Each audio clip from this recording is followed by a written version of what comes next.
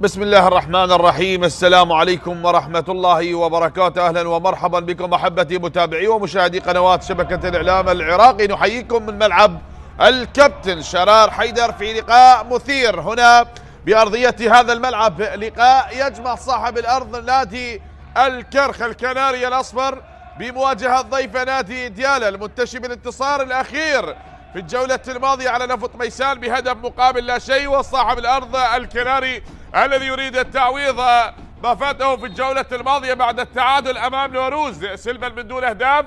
واليوم يدخل اللقاء 28 من منافسات دوري نجوم العراق. هنا الكرخ اليوم القمصان البيضاء، وكذلك نادي ديالى بلونه المعتاد البرتقالي من خلال هذا اللقاء ومجريات هذه المباراة. إذا صافرة الدولي علي حسين علي هي من تضبط هذا اللقاء، ويساعد الكابتن كرار أحمد مساعد أول، بينما الحكم المساعد الثاني حسن علي، وأحمد جمعة حكم رابع، بينما هنالك بغرفة الفار أحمد محمد عسكر وياسر هاشم. مقيم الحكام محمد سليم، مشرف اللقاء عبد الرزاق أكرم. من خلال هذا اللقاء وبعد ما انطلقت صافرة البداية، هنا الركنية الأولى لنادي ديالى، والإبعاد كان حاضرا باللقطة الماضية. ديوري أبعدها. هنا اليوم تشكيلة الفريقين بالنسبة لنادي ديالى، الفريق الذي حل ضيف أمام كتيبة المدرب أيمن الحكيم. من خلال هذا اللقاء سنبدأ بأسماء اللاعبين والتعريف على تشكيلة الفريقين، لكن بعد هذه الكرة الجانبية تنفذ الآن. هنا من اللاعب أيمن ملعوبة، ولكن هنا الإبعاد مقتدى باللقطة الماضية. تتخلص تشكيلة المدرب يامن الزلفاني.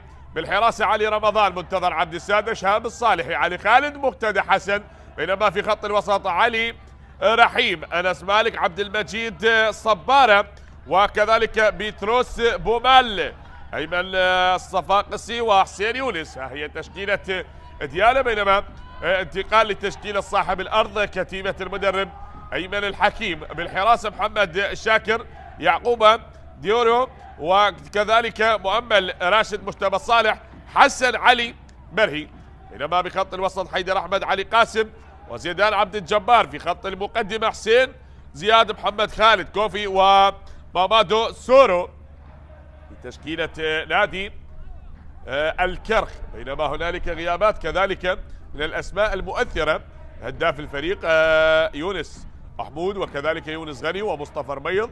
هذه أبرز غيابات نادي الكرخ عن مباراة اليوم، وكذلك غياب اللاعب كولينز أوباري بسبب الحرمان بعد تلقيه البطاقة الحمراء في الجولة الماضية بعد ما انطلقت هنا الكرة بالرأس. يأتي الإبعاد اليوم، وكذلك شهدت منافسات الجولة 28 مباريات رائعة. بالأمس انطلقت هذه الجولة، ولليوم الثاني كذلك بالأمس لعبت 3 مباريات.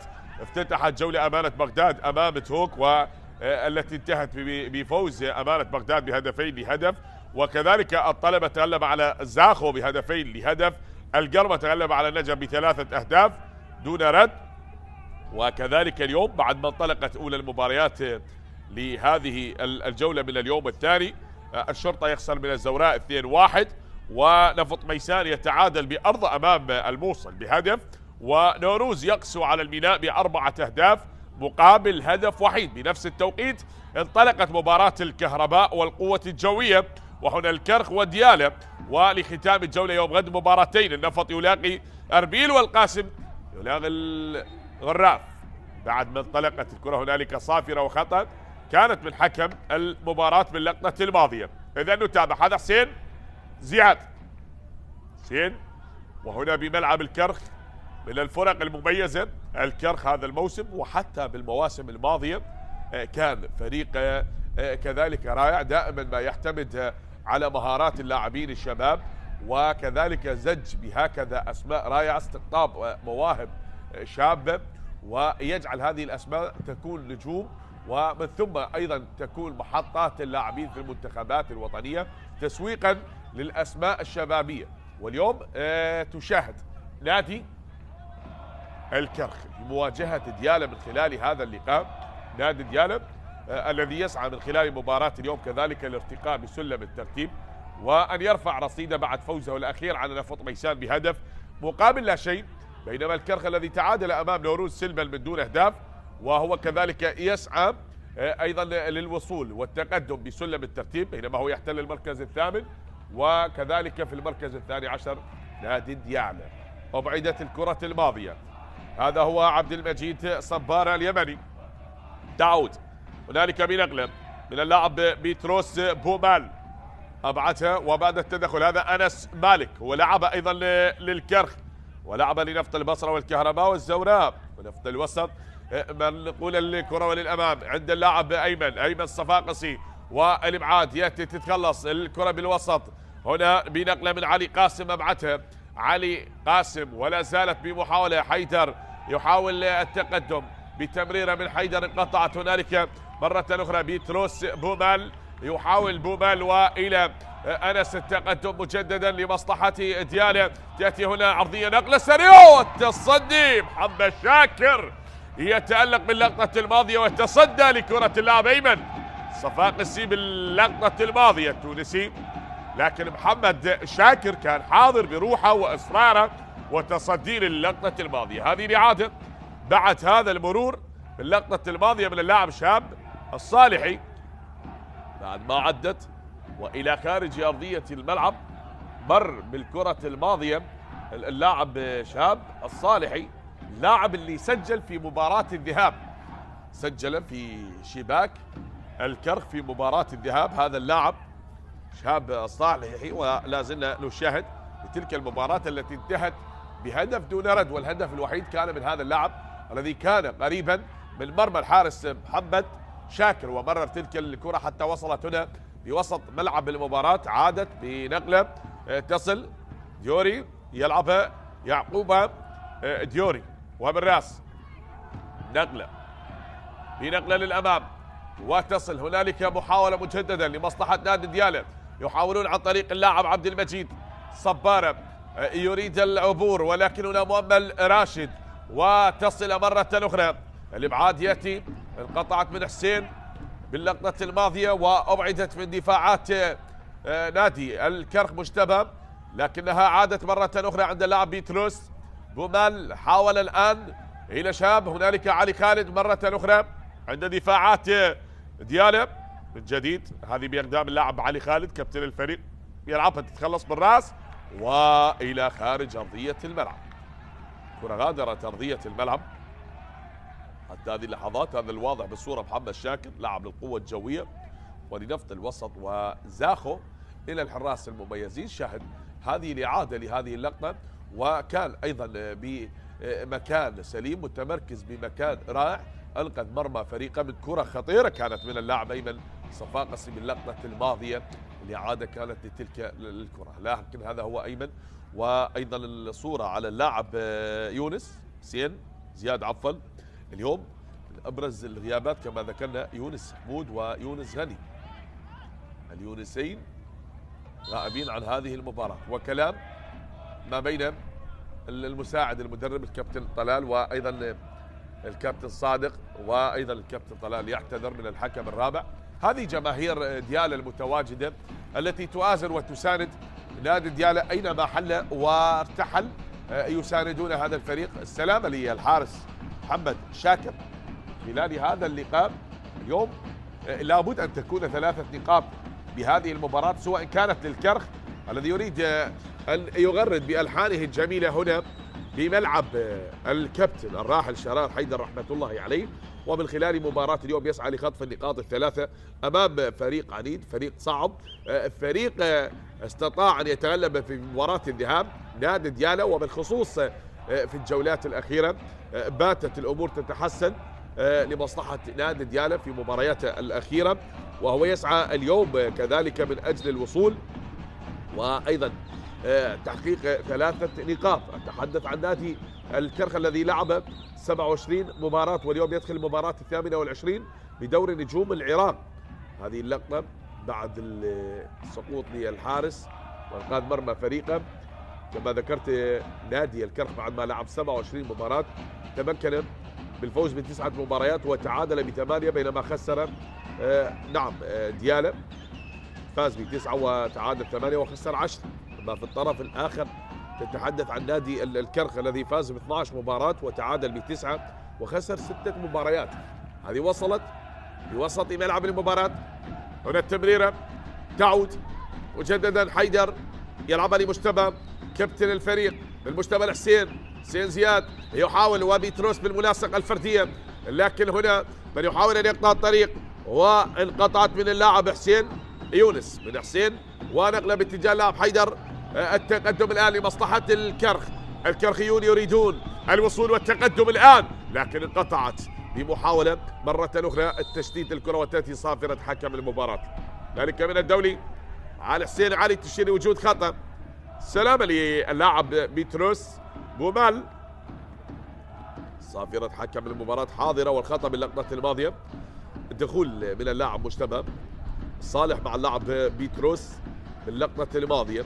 بعد هذا الاشتراك صافرة حكم المباراة كانت حاضرة. نتمنى السلامة لكل اللاعبين ولا نريد أن نرى التدخلات القوية التي تعيق سير المباراة وممكن لا سمح الله أن تؤثر على سلامة اللاعبين.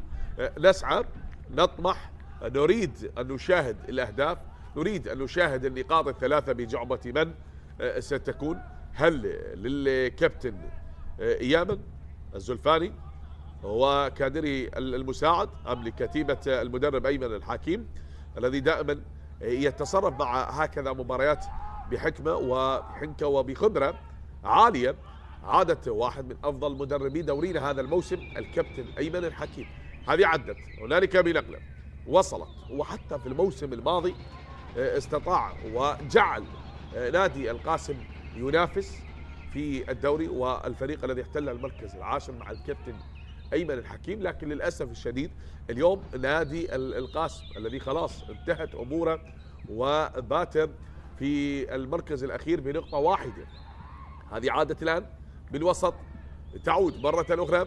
هنالك عند اللاعب مامادو من حسين، حسين يلعبها ونقلة بتصويبة من حيدر. عدت يا حيدر أحمد، لكن عادت مرة أخرى تتخلص مجددا أنس مالك. وهنالك تدخل حسين زياد بتمريرة باتجاه اللاعب مامادو سورة وتعود مرة أخرى بنقلة هنالك باتجاه اللاعب محمد خالد. كوفي يحاول والتقدم مجددا لكنها انقطعت مجددا. هنالك زيدان عبد الجبار القادم من أمانة بغداد والكرة غادرت أرضية الملعب. هذا أيمن صفاقس اللقطة الماضية عند اللاعب بيتروس بومال. عادت هنالك مرة أخرى علي خالد من علي خالد ملعوب الكرة الآن عند منتظر عبد السادة. منتظر عبد السادة من أنس وبنقلة أمامية كرة بالراس تتخلص بعد التراجع الخلف من حسين زياد، ولكن هنا التقدم، هنا المرور بتصويبه، ولكن يا مقتدى حسن إلى خارج أرضية الملعب.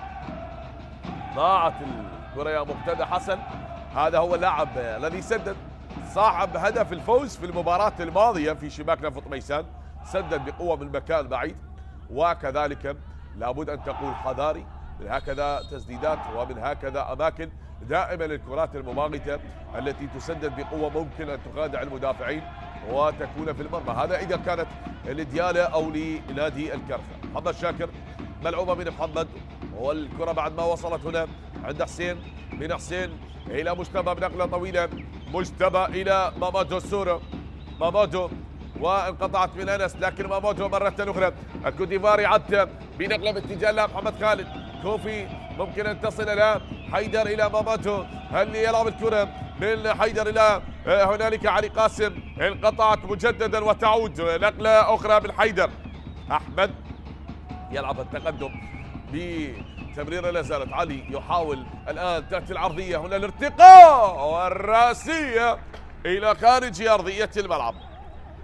ارتقى عاليا مامادو سورو الكوتيفاري الذي لعب للزوران بجانب اللقطة الماضية كانت بعيدة على مرمى الحارس علي رمضان. نعم احتلت العارضة وذهبت إلى خارج أرضية الملعب. لا شيء لديالا ولا شيء للكرخ حتى هذه اللحظات، والمباراة مستمرة أحبتي بالتعادل من دون أهداف. لعب أول ربع ساعة من أحداث اللقاء يمضي، وهنا العودة بالكرة عند المدافع منتظر، لكن أيمن الصفاقسي يخطف الكرة عبد ايمن من التونسي يحاول هنا التمريرة، لكن تأتي التغذية الدفاعية وحسين يبعد. حسين زياد خلص الكرة الآن من حسين حتى عادت مرة أخرى نقلة هنالك والإبعاد، تتخلص إلى خارج أرضية الملعب. هذا علي قاسم أبعد الكرة باللقطة الماضية. مجتبى وأيمن هنا التدخل يأتي من حسين، تتخلص. نعم ارتدمت بحسين يونس باللقطة الماضية وغادرت أرضية ملعب المباراة. نشاهد أحبتي، نتابع هل تكون الكلمة للكرخ. شاهد هنا بتوجيه من المدرب أيمن الحكيم، هذا هو العقيد السوري مدرب نادي الكرخ، بنقلة وهنا بالراس، لكن بعد ما عادت هناك عند اللاعب بيتروس ممل تنقطع، ومن شهاب إلى الآن وصلت مرة أخرى أو بعيدت اللقطة الماضية. هذه عدت، لكن هنا تأتي صافرة حكم المباراة. شاهد توجيه للكابتن يامن الزلفاني، وتأتي صافرة حكم المباراة يعيد الكرة حتى تنفذ الآن جانبيا. هذه وصلت هنا بنقلة من علي خالد باتجاه أيمن، لكن هنا التدخل يأتي والإبعاد من اللاعب علي حسن برهي، لعب للقاسم. شاهد مقتدى يلعبها من بيتروس إلى مقتدى، تأتي العرضية مقتدى وهنا الرأسية وصلت ولا زالت هنالك محاولة. يأتي الإبعاد من الحارس محمد شاكر، تتخلص وأبعد الكرة من أمام اللاعب شهاب الصالح وبعيدت باللقطة الماضية. هذا عبد المجيد صبارة، وصلت الآن والكرة عند مامادو سورة محمد خالد. كوفي يلعبها من كوفي باتجاه اللاعب حيدر، لا زالت مستمرة. هنالك راية من المساعد حسن علي، راية المساعد حسن علي باللقطة الماضية، وخطأ كان حاضر وتابع. كان هنالك خطأ لو زيدان عبد الجبار بعد هذا الاحتكاك والاشتراك من اللاعب أنس مالك باللقطة الماضية. كان هنالك دعس على قدم اللاعب زيدان عبد الجبار من قبل اللاعب أنس مالك باللقطة الماضية، وزيدان يطالب حكم المباراة. هذا زيدان عبد الجبار اللعب لأمانة بغداد، هو قادم من أمانة بغداد، مثل القوة الجوية والنجف والشرطة وأربيل وكربلاء. عادت الآن وينتقل إلى صفوف نادي الكرخ هذا الموسم بعد ما عدت. هنا التقدم بتمريره، هل تصل إلى حسين زياد؟ حسين ومقتدى قريب والإبعاد، وتتخلص إلى خارج أرضية الملعب. كرة أبعدت حتى عادت مرة أخرى إلى أنس. هنالك بيتروس يلعبها بتمريرة طويلة، مجتبى صالح رد الكرة وبهذا الاشتراك. هنا التدخل من مقتدى حسين، يلعبها باتجاه اللاعب مامادو باتجاه اللاعب محمد خالد، لكنها لن تصل إلى كوفي وغادرت أرضية الملعب. بينما هنا سقوط اللاعب حيدر أحمد على أرضية ملعب المباراة وأيمن. سلامة الاثنين. نعم سقوط اللاعب أيمن صفاقسي وكذلك اللاعب حيدر أحمد بعد الاشتراك باللقطة الماضية. هذه الإعادة شاهد بهذا الدخول. هناك ارتدم اللاعب أيمن بحيدر وسقطا أرضا. السلامة الاثنين. لازلنا أحبتي نتابع مجريات هذا اللقاء، بينما التعادل هو المسيطر على أجواء هذه المباراة. هنا الكابتن يامن الزلفاني سبق وأن درب أيضا في الدوري العراقي لنادي الطلبة، وأيضا للموسم الثاني مع نادي ديالى. كابتن صادق أيضا بتوجيهاته هنا يوجه لاعبي نادي ديالى ويشير، يقول لا تتراجعوا جماهير ديالى، وبالرغم من قلة الجماهير المتواجدين لكنهم حاضرين يساندون كتيبة ديالى من مدينة البرتقال. جاءوا لكي يعدلوا مزاج المباراة بنتيجة تكون مرضية وإيجابية لمصلحة ديالى، بينما الكرخ الذي سيبدأ من خلال هذه المباراة ويريد أن يطرق ألحانه الجميلة وهو يلعب بأرضه، وكذلك من خلال هذا اللقاء يريد تحقيق النقاط الثلاثة. نشاهد مجتبى صالح، ملعوبة من مجتبى، كرة براس ارتدت وعادت مرة أخرى. هنالك من علي قاسم يلعبها باتجاه اللاعب حسين، ولكن هناك راية حاضرة، راية المساعد حسن علي باللقطة الماضية. زيدان عبد الجبار، لكن هنا تأتي صافرة مجددا إلى أخطاء تعيق سير المباراة. نلعب بالدقيقة 20 من أحداث الشوط الأول أحبتي، ولا زلنا ننتظر نترقب هل سيكون هنالك هدف، هل ستترجم كل كلمات ومحاضرات المدربين، هل تطبق الأمور التكتيكية والفنية التي خطط لها الكابتن يامن الزلفاني والكابتن أيمن الحكيم لمجريات هذه المباراة. إذا نتابع كل شيء لا زال بمتناول هذه المباراة. عدت الآن وبنقلة يأتي الإبعاد، تتخلص والارتقاء مرة أخرى لكي تصل هنالك بتمريرة وانقطعت إلى خارج أرضية الملعب. هذه غادرت أرضية الملعب يا زيدان وبعدت من أمام زيدان عبد الجبار. تتخلص هذا حسين وهذا مقتدى، والأمور مستمرة بالنتيجة البيضاء. وصلت عند اللاعب بيتروس بومال، وعدت الآن ممكن أن تصل إلى اللاعب مامادو سورو، لكن بيتروس قريب. وصلت إلى بيتروس عند علي خالد، من علي خالد ارتدمت وعدت. كوفي يحاول أن يعيد الكرة الآن بهذا التقدم، هل تصل للكرخيون؟ يحاولون، لكن هنا أنس مالك يتراجع من أنس، وهنا التصويب تأتي من اللاعب يعقوب ديوريو باللقطة الماضية. هذا هو يعقوب ديوري باللقطة الماضية. عادت الآن عند اللاعب بيتروس بومال باللقطة الماضية. يعيد الكرة إلى منتظر بالوسط مرة أخرى. تمريرة اللاعب بومال بيتروس نحو الحارس محمد شاكر، تصل عند محمد شاكر سهلة من محمد وينتظر يشاهد، لكن خلاص ياخذ الكرة محمد شاكر. الآن مستمرة المباراة أحبتي، هنا من يسعى للوصول دائما، وبهذا الأداء يريدون الوصول والتقدم من أجل زيارة الشباك أولا، ومن يبدأ الضيف أم صاحب الأرض.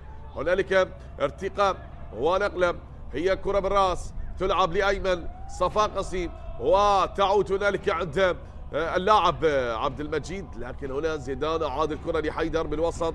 حيدر نقلة لعلي قاسم، وصلت لكوفي محمد خالد. يا كوفي نقلة محمد خالد عند مامادو سور. حسين يأتي من الخلف، حسين يأتي من الخلف بالزيادة العددية، يحاول حسين زياد أن يزيد بالهجمات. التصويبة وإلى خارج أرضية الملعب. كرة غادرت أرضية الملعب يا علي قاسم، مضت للخارج يا علي، ذهبت بعيدة يا علي قاسم. حتى الآن علي رمضان هنالك يا علي حسين بعد محاولة جميلة من حسين. تشاهد حتى هذه اللحظات عزيزي المشاهد الهجمات متبادلة ما بين الفريقين، واغلب الكرات بانتشار اللاعبين تكون بالوسط، ومن ثم ياتي هنالك بسرعه، لكن الرد بالتغطيه الدفاعيه حاضره، وكان الفريقين متحفظين بالشوط الاول. هذه عدت والابعاد ياتي بتغطيه دفاعيه، نعم انسجام واضح، وهنالك تكنيك من قبل اللاعبين بالانتشار، لكن بكل هجمه يحاول من خلالها ايمن صفاقسي او حسين يونس او لاعب انس، وهنالك عبد المجيد صباره، يكون الافتكاك من قبل المنظومه الدفاعيه التي تعطل هجمات نادي ديالا بعد المحاولات التي استمرت منذ اللحظات الاولى، وهذه المره الثالثه يحاولون ديالا الوصول الى مرمى الحارس محمد شاكر، لكن المنظومه الدفاعيه تعمل بسلاسه لمنع الوصول للكرات. وهنا الابعاد ياتي تتخلص من الحارس مره اخرى. محمد شاكر يتألق ويبعد تلك الكرة إلى أن عادت بيتروس، لكن هنا المحاولة لا زالت بالخطورة لديالا عدت لديالا بالمرور، هنا العبور وهنا الصافرة والخطأ لمصلحة نادي ديالا. خطأ اللقطة الماضية لمصلحة اللاعب عبد المجيد صبارة اليمني. شاهد الآن في هذه اللحظات، شاهد هنا الجماهير التي تتغنى وتؤازر فريق ديالى بعد هذا الدخول باللقطة الماضية. هنالك العرقلة كانت من اللاعب مؤمل راشد، والخطأ كان على اللاعب مؤمل من هذا المكان. نتابع وشاهد أحبتي، كرة بمكان خطير لمصلحة ديالى، ومن على التنفيذ هو عبد المجيد صبارة. صبارة هل يفعلها؟ هل يقود ديالى بهدف أول في المباراة؟ نتابع هنا توجيه للكابتن يامن الزلفاني بمكان خطير لمصلحة ديالى. شاهد وكأنه يشير للاعبي يقول تراجعوا اشتركوا عندما ترتد عندما تصطد، لكن هنا كذلك ينظم حائط الصد الحارس محمد شاكر. كرة بمكان خطير وتترك الآن ما بين اللاعب علي رحيم وعبد المجيد صبارة وعلي رحيم ثنائي، بل تترك الآن للاعب عبد المجيد صبارة من هذا المكان من خارج منطقة ال18. هو على التنفيذ يسدد بركلة حرة مباشرة الآن باتجاه المرمى، يريد من خلالها أن يزور شباك الكرخ، لكن هنالك محمد شاكر بتصويبة بعيدة إلى خارج أرضية الملعب. لعبت بطريقة جميلة من اللاعب عبد المجيد صبارة، ولكنها مضت إلى خارج أرضية الملعب، ضاعت إلى خارج أرضية الملعب. شاهد بهذه الإعادة هي عدت من الجميع، ولكنها احتلت العارضة وذهبت إلى خارج أرضية الملعب. تشاهد محاولات مستمرة من قبل ديالى، والأكثر وصولا حتى الآن إلى مرمى نادي الكرخ بعدة محاولات. يحاول فريق ديالى الوصول وزيارة شباك الحارس محمد شاكر، لكن دائما ما يكون الرد حاضر سواء من الدفاعات من الحارس، ويستغلون الأخطاء التي تحدث قريبة من منطقة ال18 من أجل التقدم بهدف. هكذا هي كرة القدم، ممكن من جزئيات أو بأخطاء تحدث أن تصل للمرمى وأن تسجل الأهداف. هنا بعد هذه التمريرة شاهدنا من اللاعب مامادو، وبعد تلك الكرة من اللاعب يوريو. هذا هو اللقطة الماضية ما عدت، هذا مامادو سورو يعقوبة عدت الآن إلى مامادو سورو يلعبها التقدم. هنا المرور عدت ولا زالت مستمرة بأقدام محمد خالد. كوفي يحاول الآن، كوفي للخلف، حسين زياد يأتي من حسين بتمريرة، ولكن هناك تكدسات دفاعية داخل منطقة الجزاء حسين، وكان على حسين أن يدخل هو بنفسه ومن ثم يمرر الكرة قصيرة. لا بهذا الأسلوب عادت، والكرة بعد ما ارتدت تعود مرة أخرى بوسط الملعب. حيدر يلعبها لكابتن الفريق مجتبى، وبهذا الأداء التقدم وصل الآن، ولكن هنا كرة تتخلص إلى خارج أرضية الملعب. سقوط اللاعب مقتدى حسن، سلامة لمقتدى. حيدر باللقطة الماضية شاهدنا جملة تكتيكية رائعة لنادي الكرخ، حاول الوصول من خلالها، وكان التشتيت حاضر من دفاعات ديالى. بعد هذا الارتقاء وهذه اللقطة الإعادة للقطة الماضية ما بين اللاعب مقتدى وحسين زياد. سلامة يا مقتدى. تعادل مستمر أحبتي حتى الآن، 0 ديالى 0 الكرخ. مقتدى، وهنا الكرة الجانبية ملعوبة بيتروس بومال، نقلة من بيتروس وتنقطع. هنالك من مؤمل الابعاد ياتي تتخلص، وبناء الهجمة الآن لمصلحة الكرخ، والتقدم لا زال للكناري. يحاول أن يحلق في هذه المباراة، أن يتغنى بالعاصمة بألحانه الجميلة، ولكن هنا من يتدخل مجددا، وتأتي صافرة حكم المباراة يشير لخطأ. سلامة يا علي خالد.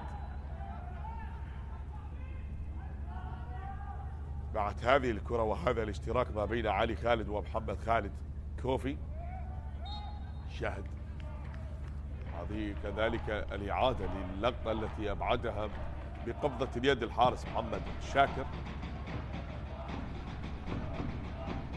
هذه عدت مؤمن راشد، بيتروس، أنس مالك، من أنس شهاب، نقلة أمامية وراسية مجتبى صالح، تعيد الكرة بالوسط، الإبعاد يعقوبة، وعادت هنا مامادو سورو، من مامادو إلى الآن نقلة من حسين باتجاه كوفي، يحاول التقدم لكن علي خالد قريب وخلص الكرة إلى خارج أرضية الملعب، إلى خارج أرضية ملعب المباراة. أبعدت الكرة باللقطة الماضية من اللاعب علي خالد كابتن الفريق. هذا حسين زياد الذي يحاول بنزعاته الهجومية أن يصل وبتمريراته أن تصل هناك باتجاه مامادو سورو أو لمحمد خالد كوفي، تصل وبنقلة عادت مجددا بالوسط. هنا التقدم، نقلة الآن ممكن يا محمد خالد، كوفي عدى بتمريرة، لا لا لا لا لا لا لا لا, لا ضاعت. هذه ليست بهذه الطريقة يا مامادو سورو، هذه الهجمة وهذه الكرة، لكن قبل ذلك الراية كانت حاضرة. هو يأتي من الخلف، نعم هذا الفهد الأسمر، لكن شاهد هنا بالإعادة كان اللاعب كذلك حسين زياد أو محمد خالد بالراية، كانت بعد الاستلام مرر تلك الكرة إلى مامادو سورو، ومامادو سورو لن يتعامل مع الكرة بطريقة مناسبة، وقبل ذلك كانت الراية حاضرة على اللاعب كوفي. نشاهد نتابع حتى الآن التعادل قائم ما بين الفريقين، لا شيء لنادي الكرخ ولا شيء لنادي دياله. بالوسط ارتقاء، ابعاد هنالك من مؤمل، وبوسط ملعب المباراة عدت من علي قاسم يلعبها، والتقدم لمجتبى صالح، مجتبى الحسين، حسين زياد مر بالكرة يا حسين زياد والى خارج ارضية الملعب مرة اخرى. شاهد هنا توجيه للمدرب ايمن الحكيم، يطلب من اللاعبين ويحفز لاعبيه بالتقدم. وهذا مجتبى الصالح كابتن الفريق من مجتبى الان على التنفيذ للكرة الجانبية بعد ما عادت الى مامادو سورو الإيفاري، والابعاد ياتي والكرة تتخلص من يعقوبة ديوري باللقطة الماضية. هذه عادت بيتروس مرة أخرى، هنا الاشتراك ما بين علي قاسم ومجتبى علي، وهنا عودة بالكرة لعلي قاسم مجددا عند مجتبى، يلعبون بهذه التمريرات القصيرة. يعقوب ديوري، وهنالك من ديوري تتقدم عند حسن علي، من حسن إلى مؤمل، مؤمل يبحث عن مساندة، يلعب الكرة طويلة، لكن وين يا مؤمل؟ هي قريبة الآن عند علي رحيم. علي رحيم يلعبها للأمام. علي عادت بهذا الأسلوب بالكرات الطويلة، حتى الآن أسلوب الكرات الطويلة ربما لن يشكل تلك الخطورة، لكن بالتمريرات القصيرة ممكن بالمهارة، ممكن باللمسة، ممكن بالتقدم الجماعي أن تصل وتسجل. هذه عادت الكرة بالوسط عند اللاعب بيتروس، ولكن هنالك تدخل باللقطة الماضية، حكى المباراة يطلب استمرارية اللعب. الكرة من أنس إلى عبد المجيد صبارة، أيمن صفاقس قريب، حسن علي الإبعاد، وحسين زياد إلى بيتروس بهمال، نقلة وسقوط أحد اللاعبين. هنا كابتن الفريق مجتبى سقط أرضا، لكن تأتي الصافرة من حكم المباراة ومتأخر من اللحظة الأولى. سقط اللاعب يا كابتن علي حسين علي باللقطة الماضية، وبعد هذا الاشتراك شاهد ما بين اللاعب بيتروس واللاعب مجتبى باللقطة الماضية.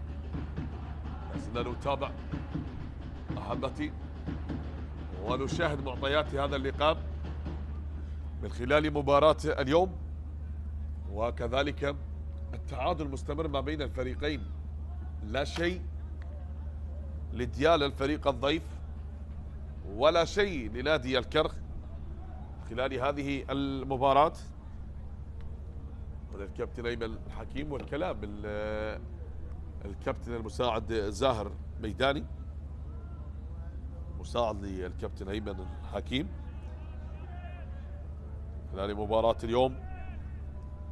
سلامة لمجتبى صالح، وينتظر أن يكون هنالك ممكن قرار من حكم المباراة. كما ذكرنا مباراة القوة الجوية والكهرباء التي انطلقت بنفس التوقيت لا زالت مستمرة بالتعادل، ولكن ليس بالتعادل السلبي، بالتعادل الإيجابي بهدف لهدف ما بين الكهرباء والقوة الجوية حتى هذه اللحظات. وهنا التعادل من دون أهداف مستمر. للتأكد كذلك ممكن أن يكون هنالك قرار يأتي من الفار ليذهب حكم المباراة وأيضا ليتأكد بنفسه، ليلقي نظرة هنالك مشاهد أن يذهب ويتأكد. استدعى حكم الفار الكابتن أحمد محمد عسكر بعد اللقطة. هنالك الكلام مشاهد بالقرار الذي سيتخذ من قبل حكم المباراة بهذه الحالة وبهذه اللقطة. نعم، بيتروس بومال بهذا التدخل مع اللاعب مجتبى صالح.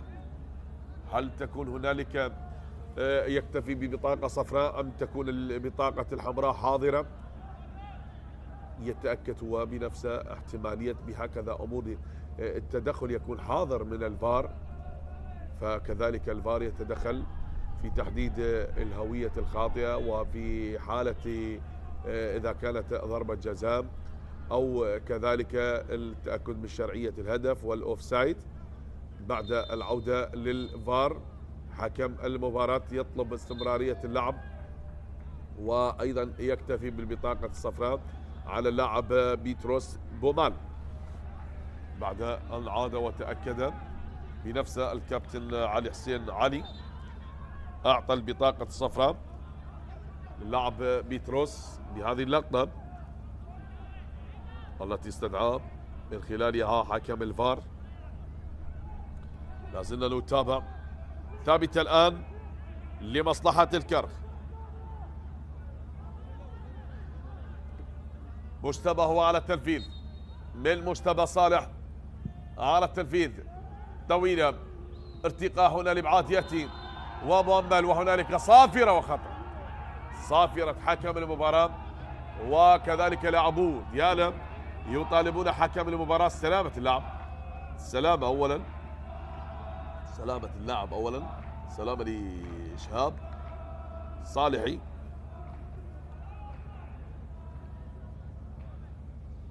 بعد هذه اللقطة وهذه الإعادة التي نفذت من اللاعب مجتبى صالح، وهنا بعد الدخول باللقطة الماضية شهد ما بين اللاعب مجتبى عفوا اللاعب شهاب الصالحي ومامادو سورو، مامادو سورو وشهاب الصالحي الذي سقط أرضا يشكو الآن. أتمنى السلامة للاعب أولا. كثرة الأخطاء تعيق سير المباراة حتى هذه اللحظات، والتعادل من دون أهداف مستمر ما بين الفريقين. لا شيء لنادي الكرخ ولا شيء لنادي ديالا.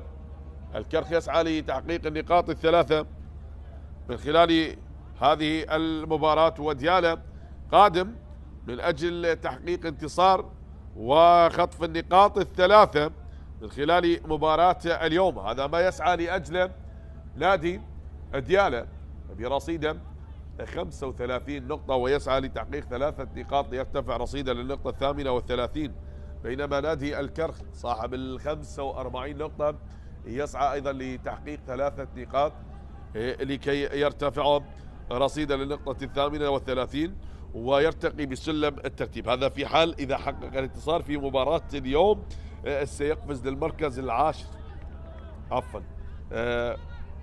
ب 48 نقطة سيقفز للمركز الثامن.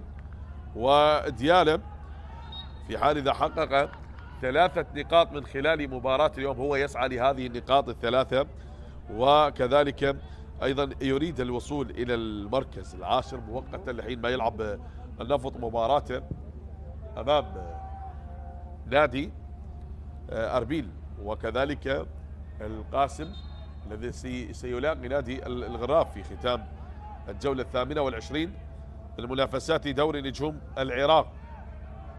هذه بعد أن عدت كرة وصلت هنالك إلى خارج أرضية الملعب علي رحيم يلعبها وللارتقاء التقدم مرة أخرى عند حسين يونس.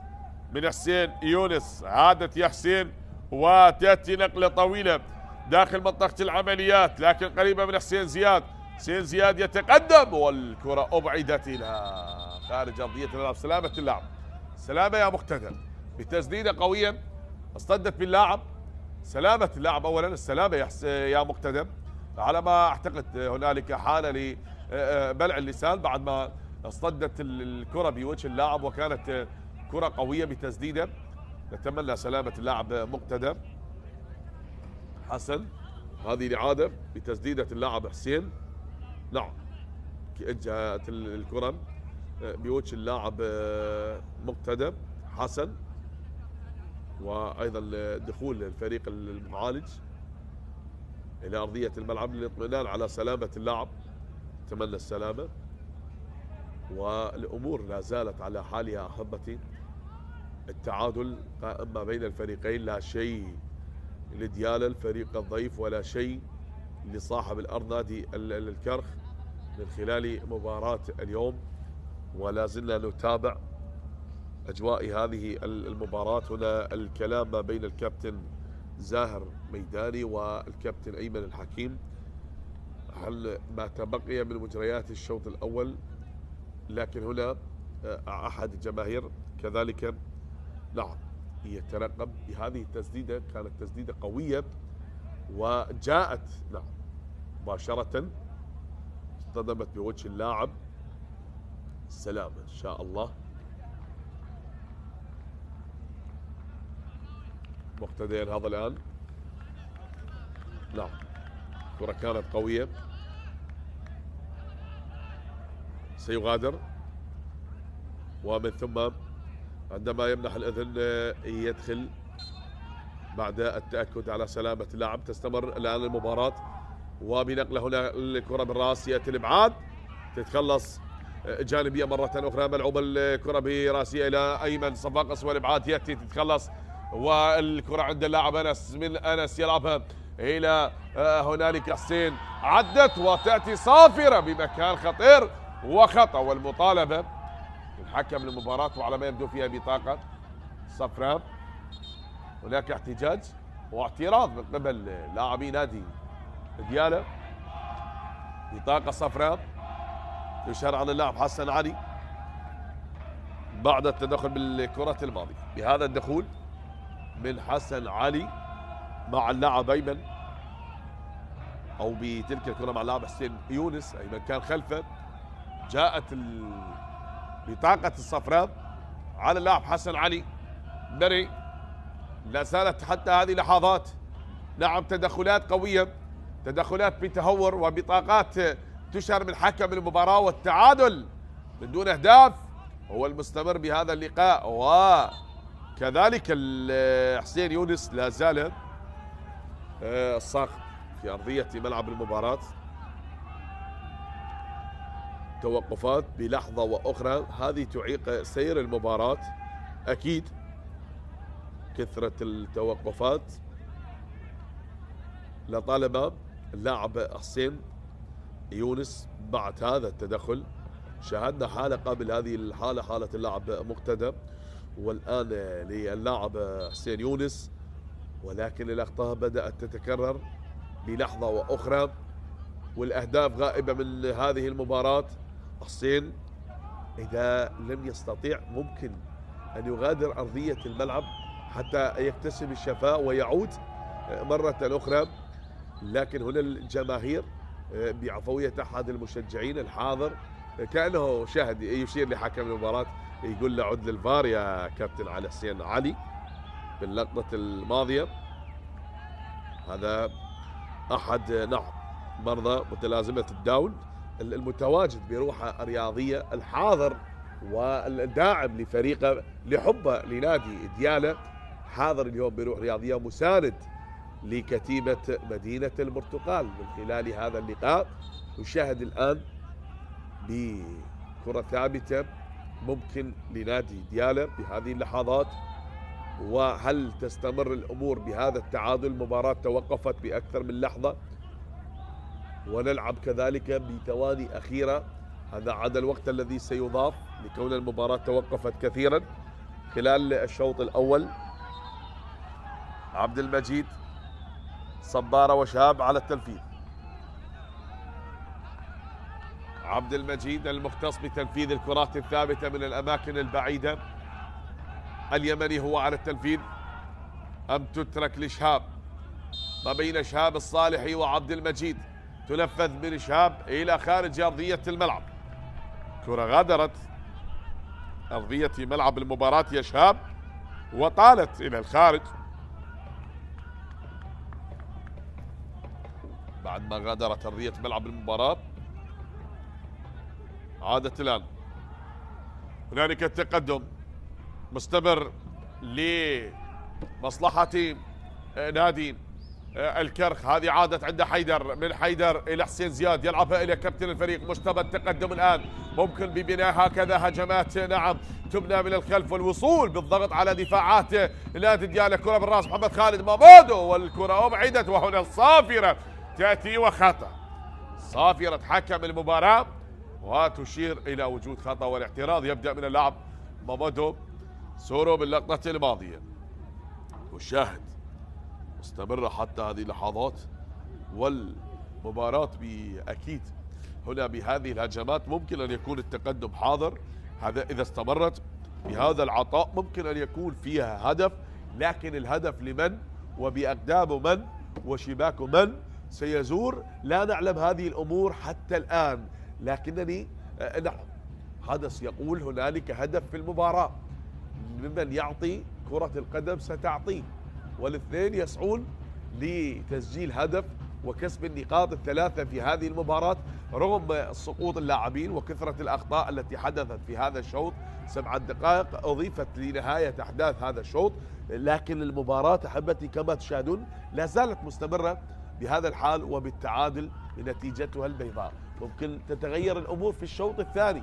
هنالك خطة أكيد سترسم من قبل الكابتن أيمن الحكيم ومن قبل الكابتن يامن الزلفاني. تقدم هنا تبادل الهجمات، الكفة متعادلة ما بين الفريقين، والكرة وصلت بهذا التقدم. عادت الآن مرة أخرى وهنالك نقلة طويلة تصل والكرة تترك بالحسن إلى محمد شاكر.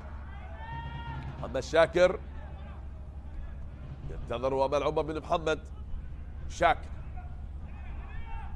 حسن نقلة أمامية، أمادو والارتقاء يأتي الإبعاد من شهاب، والكرة بالوسط علي قاسم ما بين مجتبى وعبد المجيد صبارة. حسين زياد لف ودار بالكرة انقطعت، صبارة ومجتبى والكرة لا زالت بينما صبارة عدى وبيتروس تقدم. هذا صبارة عدى عبد المجيد ومؤمل يقطع الطريق ويبعد الكرة. مؤمل راشد حتى وصلت بيتروس بومال يأتي من الخلف. هنالك مجتبى صالح يلعبها، لكن وين المتابعة؟ وين الرقابة؟ عادت لكوفي، كوفي يحاول، كوفي يريد التقدم من محمد خالد إلى مامادو. مامادو سورو لف ودار، لكن وين دورانك يا مامادو؟ وخطأ باللقطة الماضية، خطأ الإيفوار اللاعب مامادو سورو. بعد هذه الكرة والتدخل كان من اللاعب أنس مالك وعلي خالد. يتحصل على خطأ في هذا المكان. هل تترك لزيدان عبد الجبار أم لحيدر أحمد؟ نشاهد بهذا المكان. هل يستفيد الكرخ من خلال الكرات الثابتة وبهكذا أماكن خطيرة؟ هل يصلون ويزورون شباك الحارس علي رمضان؟ فمن على التنفيذ الآن؟ هذا حسين أو زيدان عبد الجبار ومجتبى، مجتبى صالح وزيدان عبد الجبار كابتن الفريق والموهوب. ثنائي على التنفيذ لهذه الكرة الثابتة بركلة حرة مباشرة لمصلحة الكرخ. مجتبى كابتن الفريق وزيدان عبد الجبار بتصويبة قوية من زيدان، ولكن وين؟ إلى خارج الميدان يا زيدان، عدت إلى خارج الميدان يا زيدان عبد الجبار. غادرت أرضية الملعب، تابع، هي مرت بعيدة في جوار القائم الأيمن لمرمى الحارس علي رمضان، وطالت إلى خارج أرضية الميدان. هذه بالوسط، كل شيء مستمر حتى الآن، حتى في الوقت الإضافي والتعادل لا زال مستمر ما بين الفريقين، فأكيد الحلول ستكون حاضرة في الشوط الثاني من هذه المباراة. وأيضا سيظهر هنالك تكتيك المدربين وتكنيك اللاعبين في الشوط الثاني، وكل منهم يبذل قصارى جهده من أجل الوصول وتحقيق نتيجة إيجابية من خلال هذه المباراة. هذا أيمن، وهنالك بعد الصافرة كانت من الدولي على حسين. الآن بعد التراجع والخطأ لمصلحة الكرخ، هذا كوفي محاصر بدفاعات ديالا. شاد والتراجع لكتيبة ديالا للخلف، يتراجعون. تنفذ الكرة من حسن بنقلة طويلة، حسن باتجاه مامادو، التقدم والكرة تصل هنالك. شاب يتركها إلى علي رمضان، شاب يترك الكرة إلى علي رمضان باللقطة الماضية. محمد خالد كوفي أكيد غياب واحد من أبرز لاعبين نادي الكرخ، هداف الفريق اللاعب يونس محمود، وكذلك أيضا اللاعب يونس غني من الأسماء المميزة مع نادي الكرخ. لكن هنالك بعد الخطأ والصافرة باللقطة الماضية. هذا أنس مالك من أنس حتى وصلت الآن بأقدام أنس، لكن هنا مجتبى صالح تنقطع من مجتبى وبتمريرة عدت إلى ماماد سورو.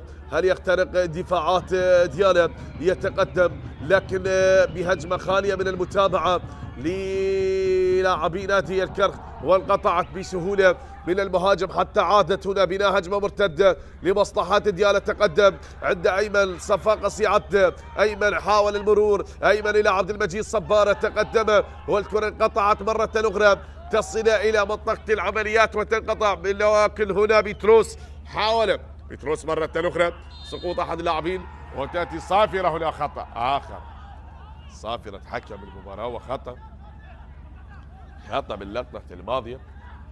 عبد المجيد يشكو وخطأ لحيدر أحمد، بطاقة على ما يبدو. نعم، بعد ذلك التدخل وحكم المباراة تشهر بطاقة صفراء. سقط حيدر. لازلنا حتى هذه اللحظات المتبقية من الوقت الإضافي. الخطأ كان على اللاعب عبد المجيد صبارة بعد هذا الاشتراك ومنع اللاعب من المرور، وأيضا البطاقة الصفراء كانت حاضرة، لكن هنا تصل بمحاولة انقطعت عند اللاعب حاول حسين يونس، وتأتي هنا صافرة حكم المباراة تعلن عن نهاية أحداث الشوط الأول بالتعادل من دون أهداف ما بين الكرخ وديالا. نعم، شاهدنا عدة محاولات للفريقين لديالا وللكرخ، لكن كل الهجمات باتت بالفشل ولن تسجل أي هدف لا لديالا ولا للكرخ. أكيد أحبتي سنعود لكن بعد الاستراحة القصيرة ما بين الشوطين حتى نكمل معكم مجريات الشوط الثاني.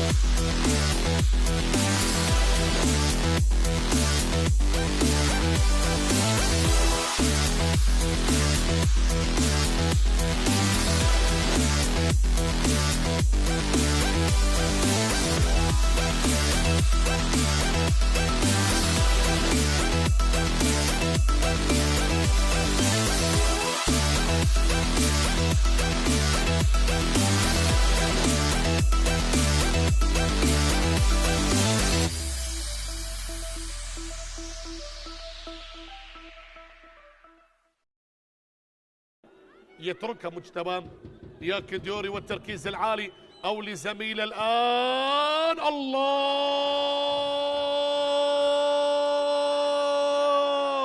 الكناري غرد بهدف تاريخي جميل.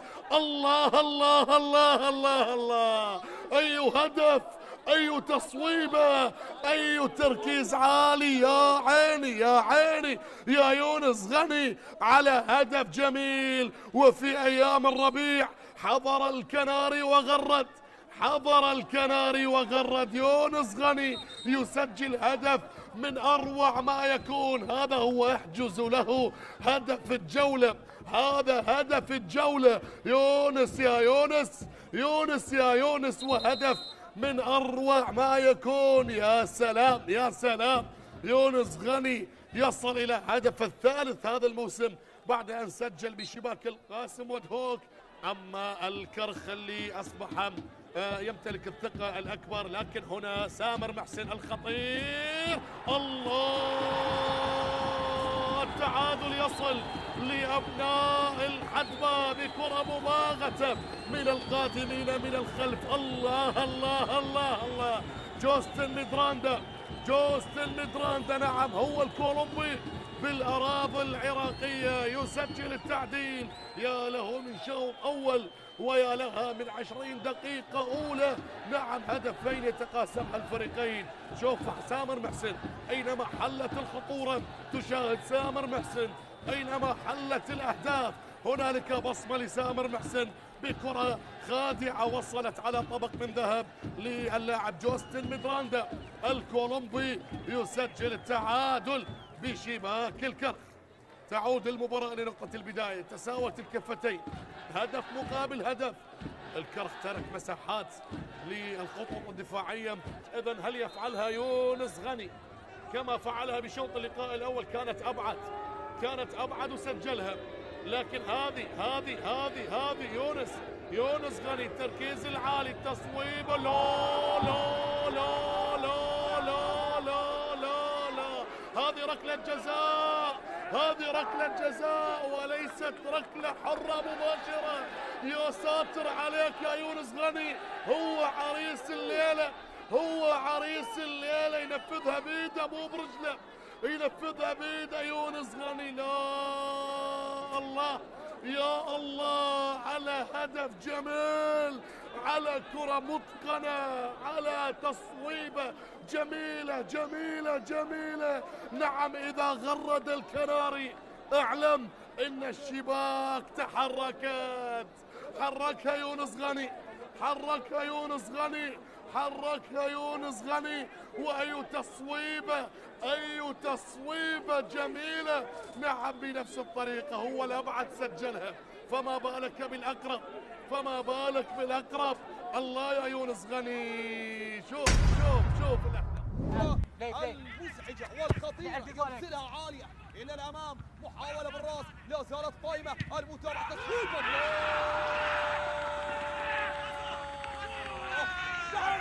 سجل هدفه الأول 9 دقائق ثواني. اللاعب السرسطم الذي تسبب بهذه الركنية، الذي كان مساهما نعم بتحول الكرة إلى ضربة ركنية، سجل من خلالها فريق نادي زاخو أول أهداف المباراة. ضربة دفاعية، ومن هناك الدفاعات لأمانة بغداد ترتبك أمام الهجوم الكاسح لفريق نادي زاخو الذي يستثمر اللاعب السرسطم، ومن هناك ينتزع أول أهداف المباراة. ضربة ركنية، قاسيموف يرسلها عالية، محاولة خطيرة بالراس.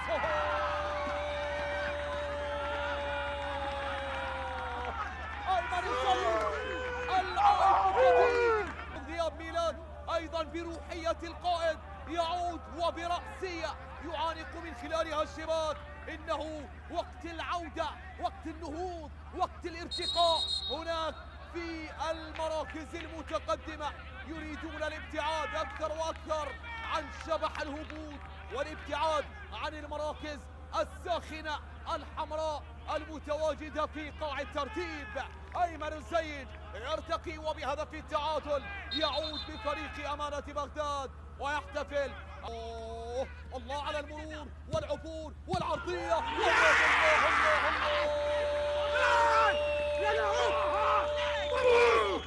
إذا غاب عن التسجيل على أول أهدافه مع نادي زاخو أول أهداف البرازيلي مع نادي زاخو، ولكن حدثني على مرور اللاعب السرسم، على المرور من أمام محمد رمضان في الكرة الماضية. أي مرور وتمويه رائع جدا، واختراق وعرضية لاقاها التألق والتقت واصطدمت بهداف تعامل معها بجدية، تعامل معها بكل جدية حقيقية.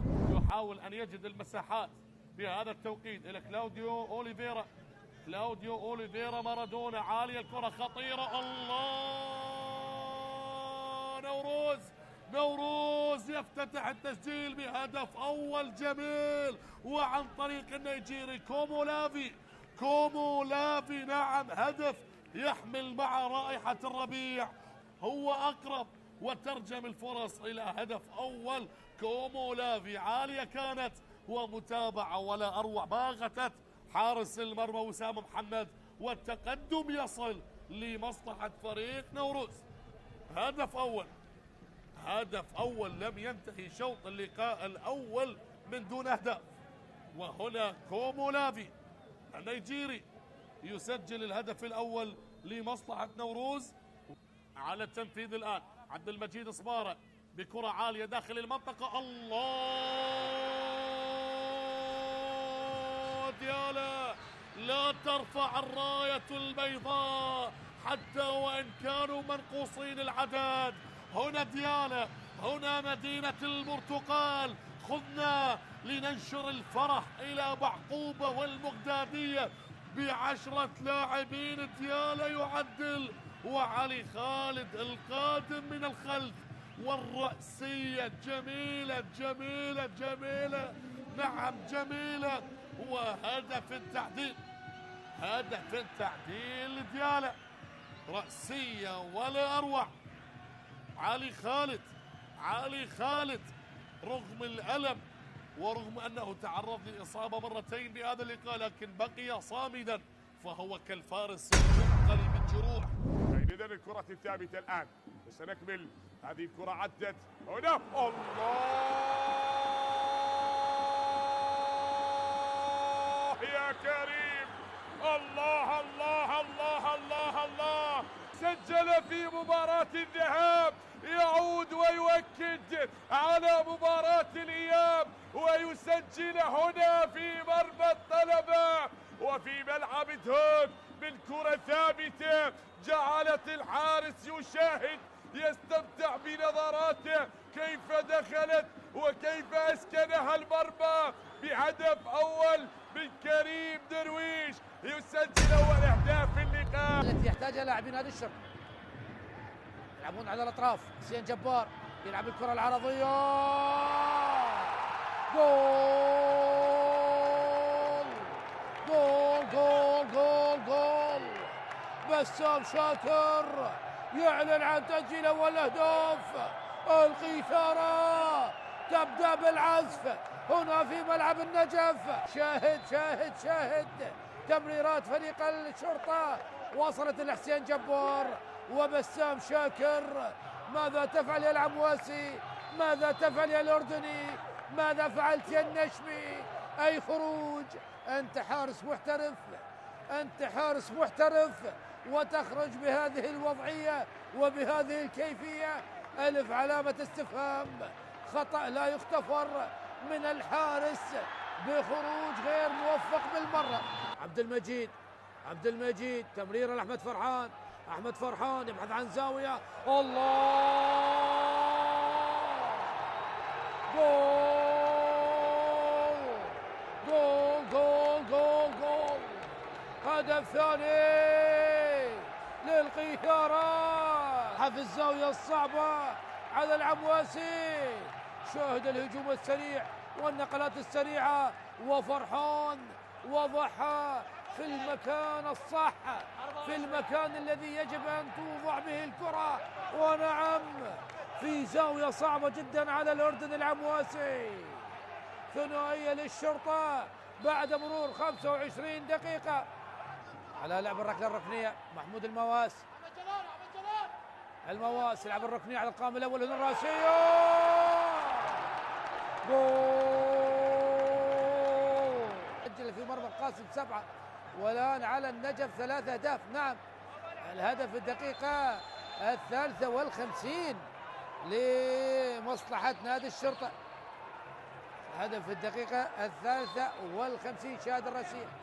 شاهد الراسية والعمواسي لم يفعل للكرة شيئا.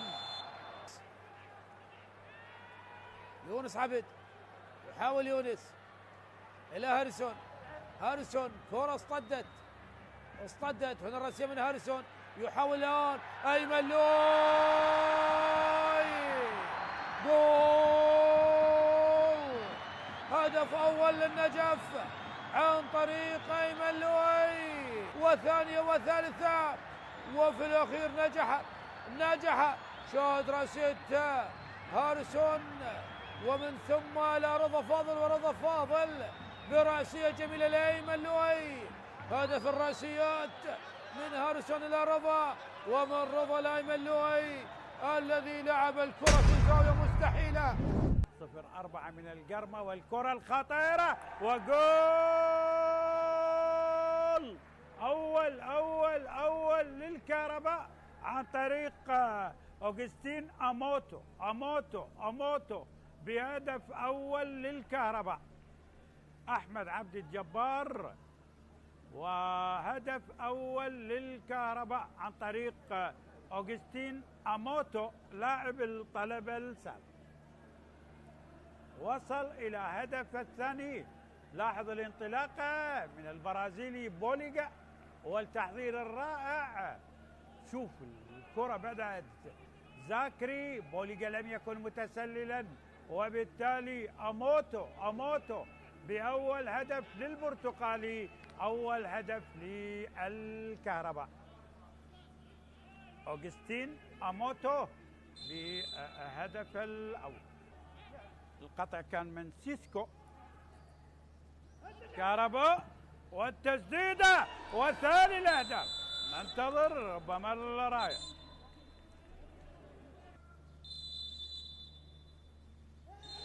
إذا هدف للكهرباء. أوتارا لم يكن متسللا. سومايل أوتارا ثاني للكهرباء.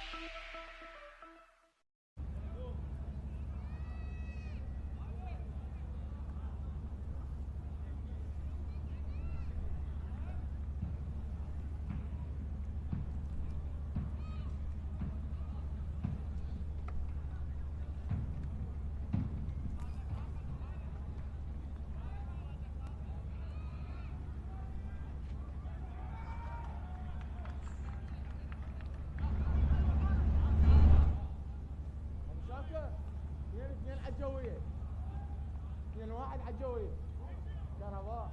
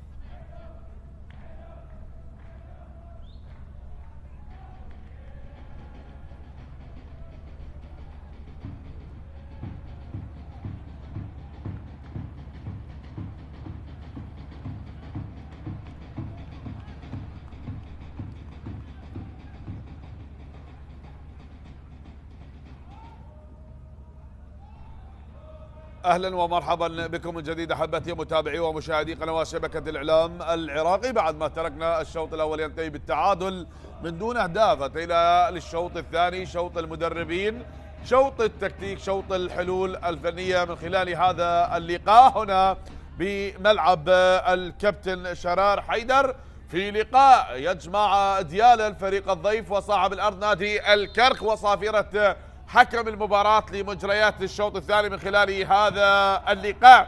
تنطلق الآن للشوط الثاني من هذه المباراة، وشاهدنا تغيير هنالك بتصويبة قوية، البداية لنادي الكرخ وهنا إلى خارج أرضية الملعب بعد ما غادر أرضية الملعب حسن علي بري، وكذلك يشرك اللاعب جوزيف بافو بدلا من اللاعب حسن علي. جوزيف هو من اشترك الآن، وشاهدنا التهديد الأول يبدأ بالشوط الثاني لنادي الكرخ لصاحب الأرض للكناري من خلال مجريات الشوط الثاني. فيا ترى ما الخطة التي رسمها المدرب أيمن الحكيم وما خطة المدرب يمن الزلفاني؟ هذه عادة الآن للخطورة مستمرة، وهنالك بمحاولة هجمة مرتدة تبدأ من الخلف ببناء الهجمات المرتدة لنادي ديالا، يحاولون التقدم الوصول من خلال هذه المباراة، بينما الكرة عادت بهذا الاسلوب، وهنا الدخول عند المدافع ما بين جوزيف وكذلك ديوري، يعقوب ديورو وجوزيف، لكن هنا الابعاد منتظر عبد السادة. مؤمن راشد ابدى احتراضا بعد اللقطة الماضية. مؤمن راشد شاهد هنالك بعد الصافرة والخطأ يعقوب ديوري مع حكم المباراة في هذه الإعادة. اشترك حسين يونس وديوري وكذلك البديل جوزيف بافو. سلامة اللاعب، شاهدنا السقوط الذي تكرر بالشوط الأول بالعديد من الحالات، والتعادل الذي أنهى الشوط الأول من دون أهداف. دخلنا الشوط الثاني، ممكن أن تتغير الأمور في هذا الشوط وكسب النقاط الثلاثة، إما أن تكون للكرخ ويغرد بألحانه الجميلة، أما تكون لديالا ويعود بنقاط المباراة. لكن بعد الإبعاد باللقطة الماضية ديوري يعقوب باللقطة الماضية أبعدت إلى ركنية لمصلحة ديالا. الركنية الآن لديالا والتراجع. عبد المجيد صبارة على التنفيذ يلعبها عند اللاعب بيتروس بومال، تقدم بيتروس والكرة عدت وهنا بالراس، جول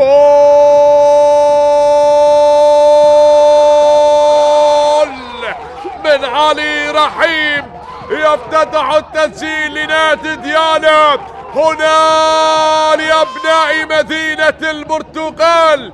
ياتي الهدف الأول، واجه المرمى وأسكنها الشباك بهدف جميل لديالا. تابع، شاهد هنا فرحة الجماهير المتواجدة بعد تلك الكرة. علي رحيم ياتي ليعلن عن أول أهداف المباراة. شاهد هنالك لعبة الكرة وبيتروس تقدم، هيأ الأمور هنا بالراس من أنس مالك، ويأتي من الخلف ومن خلف المدافعين بتسديدة أسكنها المرمى قوية من اللاعب علي رحيم في شباك الكرخ. هذا أنس مالك هيأ كل شيء لعلي رحيم القادم من الخلف، وباغتت الجميع وأسكنها شباك الكرخ ليعلن عن الهدف الأول بالمباراة. علي رحيم يسجل الهدف الأول بالمباراة لنادي ديالا. إذن 1-0، 1 ديالا عن طريق اللاعب علي رحيم. هل يعود نادي الكرخ ويعدل نتيجة المباراة؟ تابع بعد الكرة الماضية الإبعاد كان حاضر، وهنا الكرة تعود مجددا بمنتصف ملعب المباراة. هدف حرك المياه الراكدة لهذا اللقاء. الكرخة الآن سيحاولون ويبذلون قصار المجهود من أجل الوصول وتعديل نتيجة المباراة حتى يعادلون كفة اللقاء. هذه الكرة بالوسط عادت مجددا، هنالك نقلة سريعة تستمر لمصلحة الكرخ التقدم وتعود بالوسط مرة أخرى. سين يلعبها، هذه من الجهة اليسرى تأتي العرضية، ولكن وين؟ إلى خارج أرضية الملعب. كرة غادرت أرضية الملعب، الإبعاد كان من اللاعب مقتدى حسن. خلص كرة الماضية، الركنية الآن لنادي الكرخ، وصلت مجددا والمحاولة مشتبه. تأتي العرضية طويلة، سين والإبعاد، هذا هو علي، تترك إلى خارج أرضية الملعب. صاحب الهدف الأول والوحيد في المباراة حتى الآن. بدأ الضغط الآن وبدأت الأمور تتغير في المباراة. مؤمل راشد، ملعوبة جانبية من مؤمل، الارتقاء والكرة تبعد الآن، لا زالت ومؤمل قريب، يحاول الآن بتمريرة لكنها انقطعت وإلى خارج أرضية الملعب. غادرت أرضية الملعب شهاب صالحي، أضعتها الدخول اللقطة الماضية وتنفيذ من مؤمل. كرة بالراس ومعيدة مرة أخرى، مؤمل يترك الكرة إلى ركنية الآن لمصلحة الكرخ.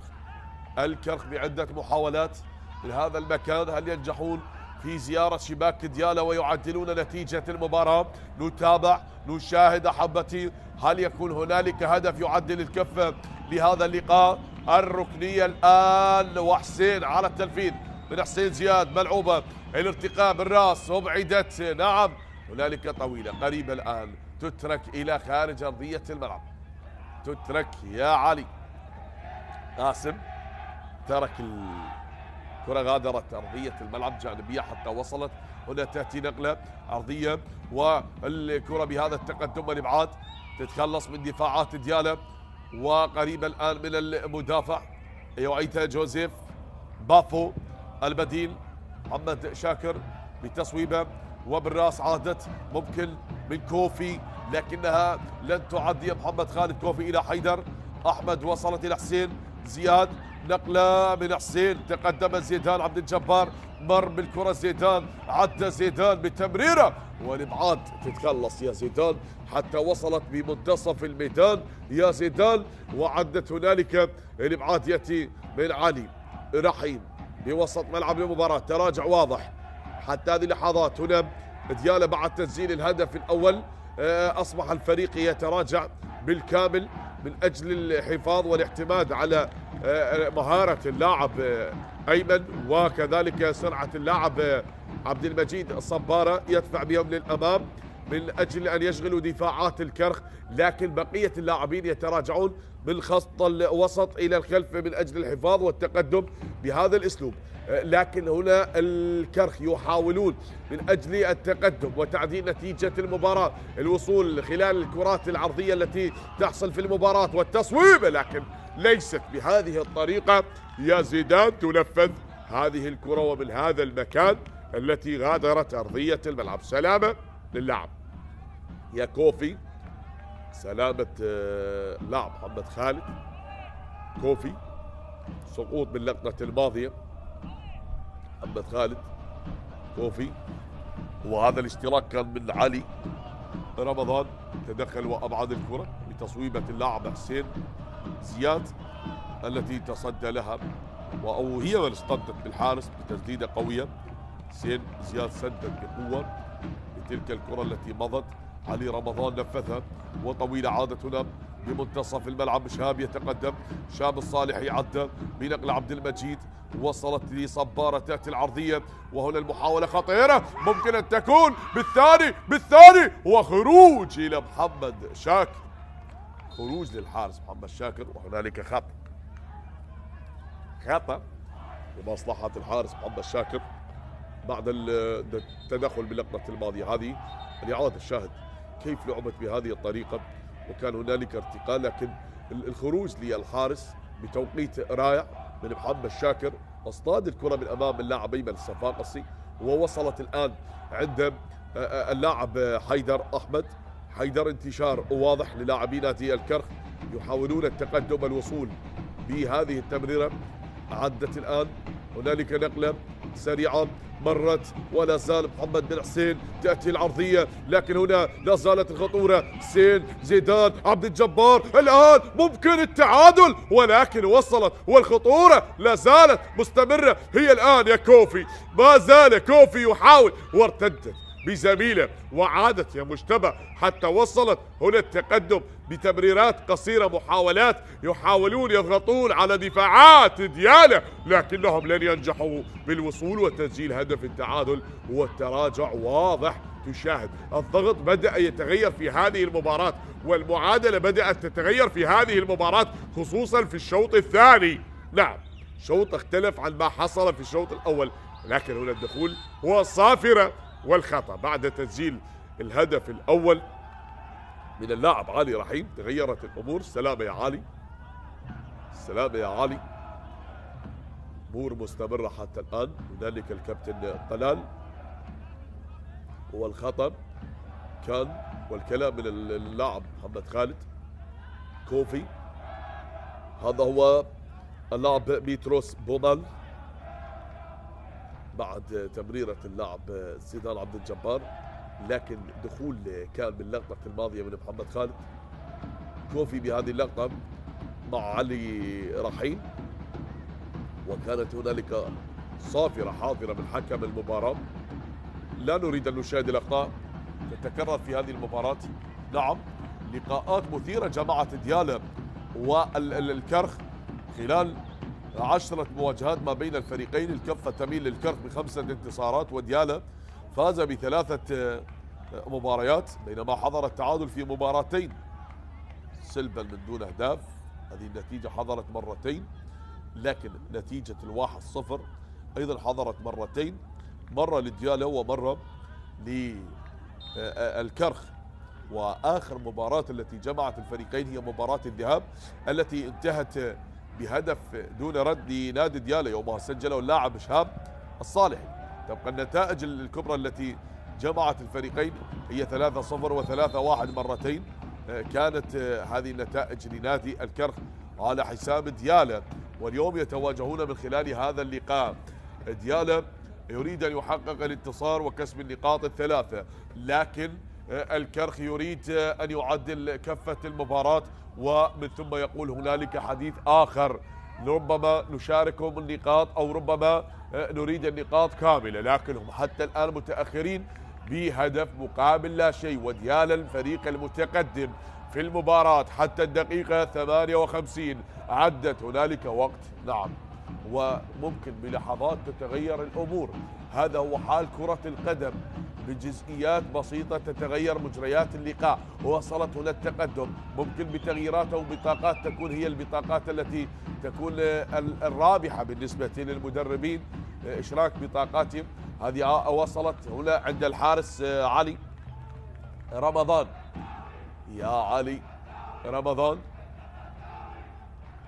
علي رمضان يوم يشرك كحارس أساسي هنالك في الدكة علي فيصل، وممكن أن تكون هنالك أيضا تغييرات للمدرب يامن الزلفاني. هذا عند الدقيقة 60 أو الدقيقة 70 سيكون هنالك أيضا أسماء عند في الدكة مميزة، مصطفى مؤيد، على مهاوي، ثامر، صالح اياد، عبد فرحان، بركات، اليا احمدي، علي صادق، ايفان خالد، عمار داخل، مزامل، وابراهيم ومحمد محسن. هذه الاسماء المتواجده في دكه البدلاء بالنسبه لكتيبه المدرب يامن الزلفاني. وكذلك بدات هنا التغييرات، سيغير الكابتن نعم ايمن الحكيم، يغادر الان زيدان عبد الجبار بهذه اللحظات. نشاهد من سيشترك، وعلى ما يبدو سيشترك اللاعب صهيب رعد وحسين. هل سيترك بالفعل؟ نعم، حسين ايضا يترك ارضيه ملعب. رسول احمد، محمد خالد، كوفي هو من ترك ارضيه الملعب. شاهد ثابتة الآن، هل تتغير الأمور؟ صهيب ورسول أحمد دخلا للتو. هل تتغير مجريات المباراة بهدف تعادل؟ نتابع نشاهد أحبتي. ثابتة ملعوبة للكرخ، هنا الالتقاء، كرة بالروس خطيرة إلى خارج أرضية الملعب. غادرت يا حسين، غادرت يا حسين. زياد شهد تم تنفيذ الكرة بطريقة رائعة، وكان الارتقاء براسية من اللاعب حسين زياد، لكنها احتلت العارضة وغادرت أرضية الملعب. محاولات لا زالت بهذا الأداء، بهذا التقدم والوصول من أجل تعديل نتيجة المباراة. شاهد هذه بالفعل الإعادة لتلك الكرة التي مضت وغادرت أرضية الملعب من اللاعب زيدان عبد الجبار الذي ترك أرضية الملعب حتى هذه اللحظات، والأمور مستمرة بهدف التقدم لديالا. والكرخ يريدون الوصول وتعديل نتيجة المباراة.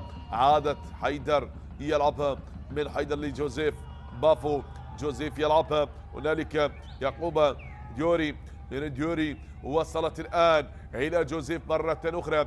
جوزيف وبالتقدم عند حيدر أحمد، حيدر يلعبها هنالك نقلة بينية والكرة وصلت بالراس انقطعت، والتقدم هنا عند لاعب بيتروس من بيتروس يتقدم بالكرة، ولكن هنا من يقطع الطريق أعادها مؤمل راشد إلى محمد شاكر، طويلة من محمد، وهنا الإبعاد يأتي كرة تغادر أرضية الملعب بعد ذلك الخطأ، وتأتي صافرة حكم المباراة صهيب رعد الذي اشترك في الشوط الثاني.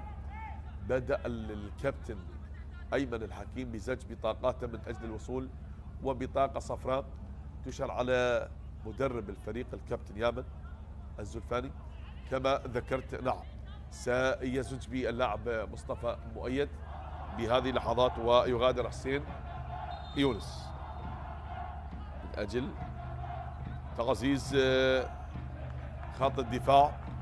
حسين يونس يغادر أرضية الملعب ويشترك اللاعب الآن مصطفى مؤيد بهذه اللحظات، وأحمد زامل أيضا سيشترك بهذه اللحظات.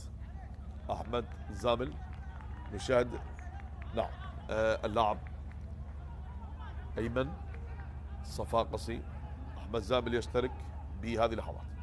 هذا مصطفى مؤيد لعبة لنفط البصرة والقوة الجوية والنجف، وكذلك أحمد زامل قادم من نفط ميسان ولعب أيضا لنفط البصرة، يشترك الآن بدلا من اللاعب أيمن الصفاقسي. غير المهاجم وكرة تلعب، أخرج المهاجمين هي حسين يونس واللاعب أيمن صفاقسي، وأشرك بأيضا مدافع يسار وكذلك مهاجم.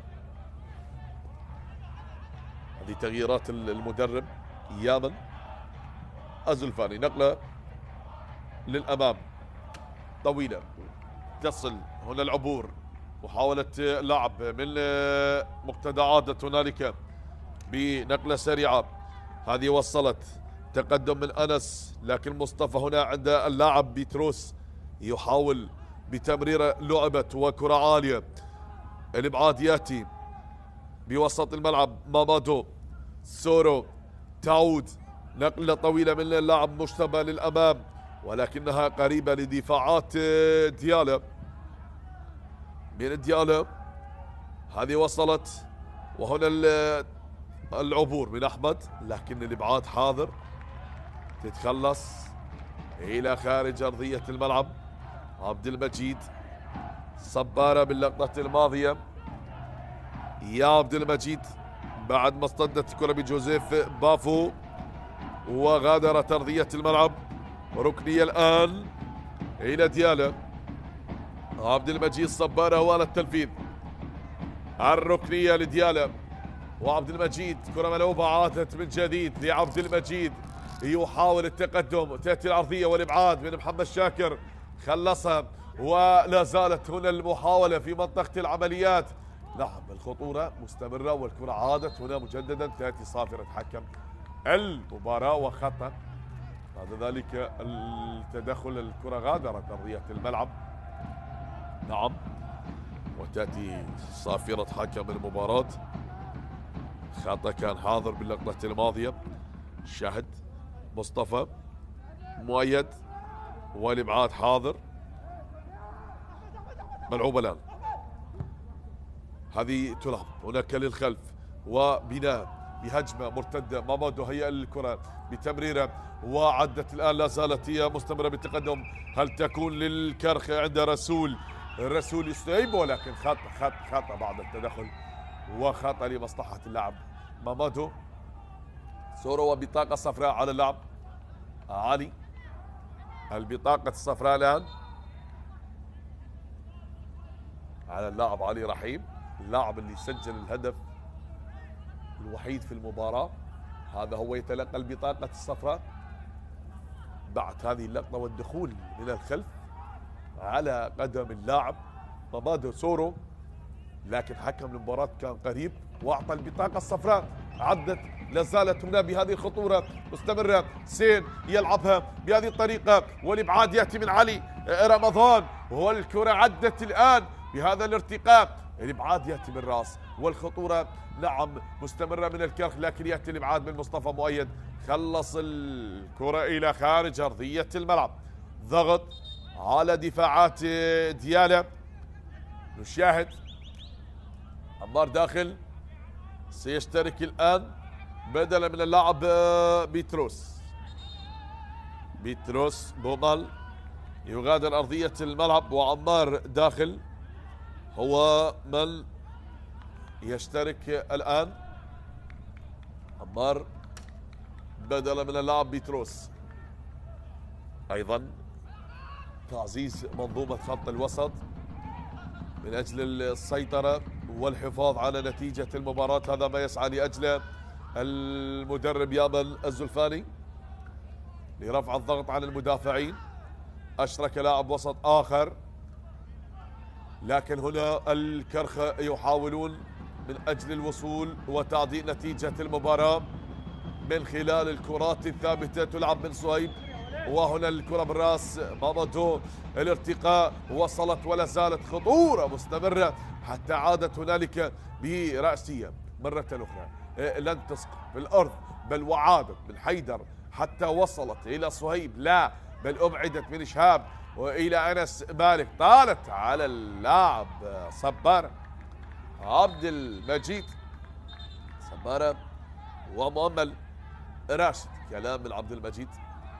صبارة من حكم مع حكم المباراة بهذه الطريقة، لكن حكم المباراة يطلب استمرارية اللعب والكرة هنالك بوسط الملعب. انتشار واضح بتقدم، تمريرة عند الصهيب، رعد يتدخل ولهنا علي يقطع الطريق. نعم أبعدها علي إلى خارج أرضية ملعب. هذا الشاب باللقطة الماضية. تعود مؤمل بالعرضية وكرة بالراس، طالت يا عبد المجيد. صبارة هنا من يأتي من الخلف. علي قاسم يلعب هذه الكرة عرضية والمتابعة مستمرة حتى هذه اللحظات. حسين زياد، لكن هنالك صافرة اللقطة الماضية، صافرة حكم المباراة نعم كانت حاضرة، والخطأ باللقطة الماضية سلامة اللعب علي رحيم. سلامة يا علي. وأيضا بطاقة صفراء، البطاقة حاضرة بعد الاشتراك والدخول باللقطة الماضية. شاهد استمرارية اللعب، تقدم بهدف اللاعب علي رحيم. 1 لنادي ديالا لا شيء لنادي الكرخ بأرضه وأمام جماهيره، يسعى من أجل الوصول وتعديل نتيجة المباراة. هذا صهيب رعد، والمباراة كما تشاهدون أحبتي مستمرة حتى الآن.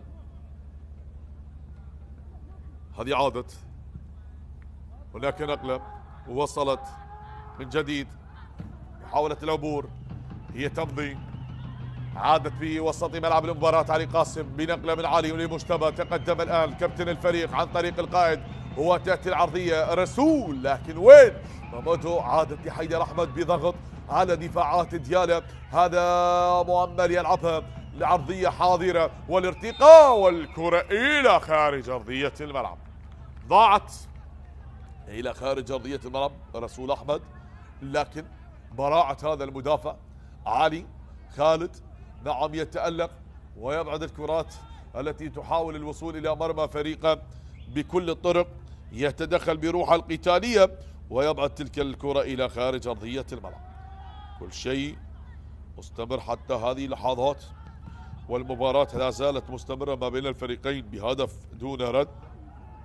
عدت مجددا، هنالك وصلت الكرة بهذا التقدم عند اللاعب نعم مصطفى، حاول بالكرة بوسط الملعب من عبد المجيد صبارة إلى مقتدى، يلعب طويلة لكن هنا جوزيف يتدخل والإبعاد من اللاعب يعقوب ديوري وتترك الكرة إلى محمد شاكر.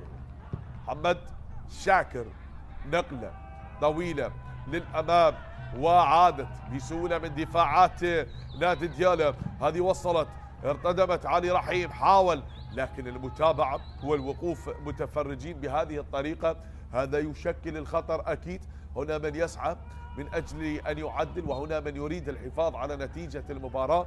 هل يكون يا ترى هدف تعادل حاضر في المباراة أم هدف يضاعف نتيجة اللقاء؟ دعونا نتابع بما تبقي من أحداث المباراة. أكيد هل تكون هنالك مفاجأة لمن تحدث بهدف ثاني أو هدف يعدل نتيجة المباراة؟ لا نريد أن نسبق الأحداث لكن نشاهد كل تفاصيل المباراة بعد ما شاهدنا تغييرات للمدربين، للكابتن أيمن الحكيم والكابتن يامن الزلفاني، وهنا التقدم، هنا المرور، هنا العبور، هنا الخطورة، ولا زالت بتصويبة قوية مرت إلى خارج أرضية الملعب. كلنا نتحدث عن المفاجآت وهذه واحدة من المفاجآت للاعب مقتدى حسن، هذا المدافع الخطير.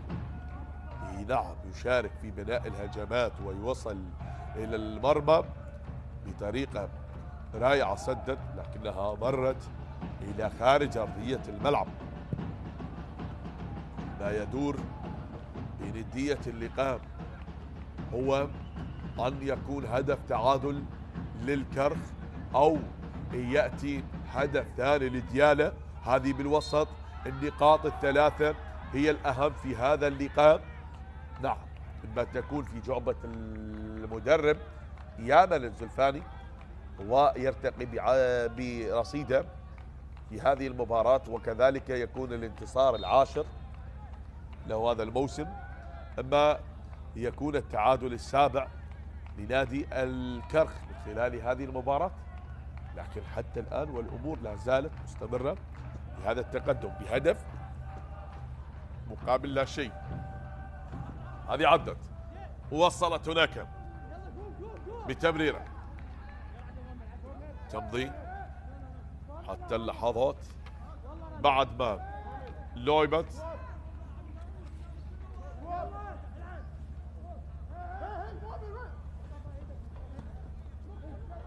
مؤمل راشد بعد السقوط باللقطة الماضية وعدت الآن لمصلحة نادي ديالا من اللاعب شهاب صالحي باللقطة الماضية التي غادرت أرضية الملعب. يا شهاب الصالحي، هذا عبد المجيد صبارة، عبد المجيد والركنية الآن لمصلحة ديالا، ملعوبة تنفذ، هنا الارتقاء، عادت مرة أخرى عمار داخل، عمار داخل اللاعب البديل، ولكن تأتي هنا العرضية من عبد المجيد إلى عمار، تنقطع هنا المحاولة عند الصويب، رعد تقدم بتمريرة باتجاه اللاعب مامودو، إلى هنالك محاولة أخرى انقطعت وعادت بالوسط، التقدم لا زال والخطأ هنا لمصلحة اللاعب علي قاسم، خطأ لمصلحة اللاعب علي قاسم باللقطة الماضية، صافرة لحكم المباراة، خطأ على نادي ديالا، تترك الكرة إلى جوزيف، جوزيف الآن. نعم يشرك حسين فاهم، لكن من غادر نشاهد التقدم بهذه اللحظات. حسين زياد من ترك أرضية الملعب وأشرك اللاعب حسين فاهم.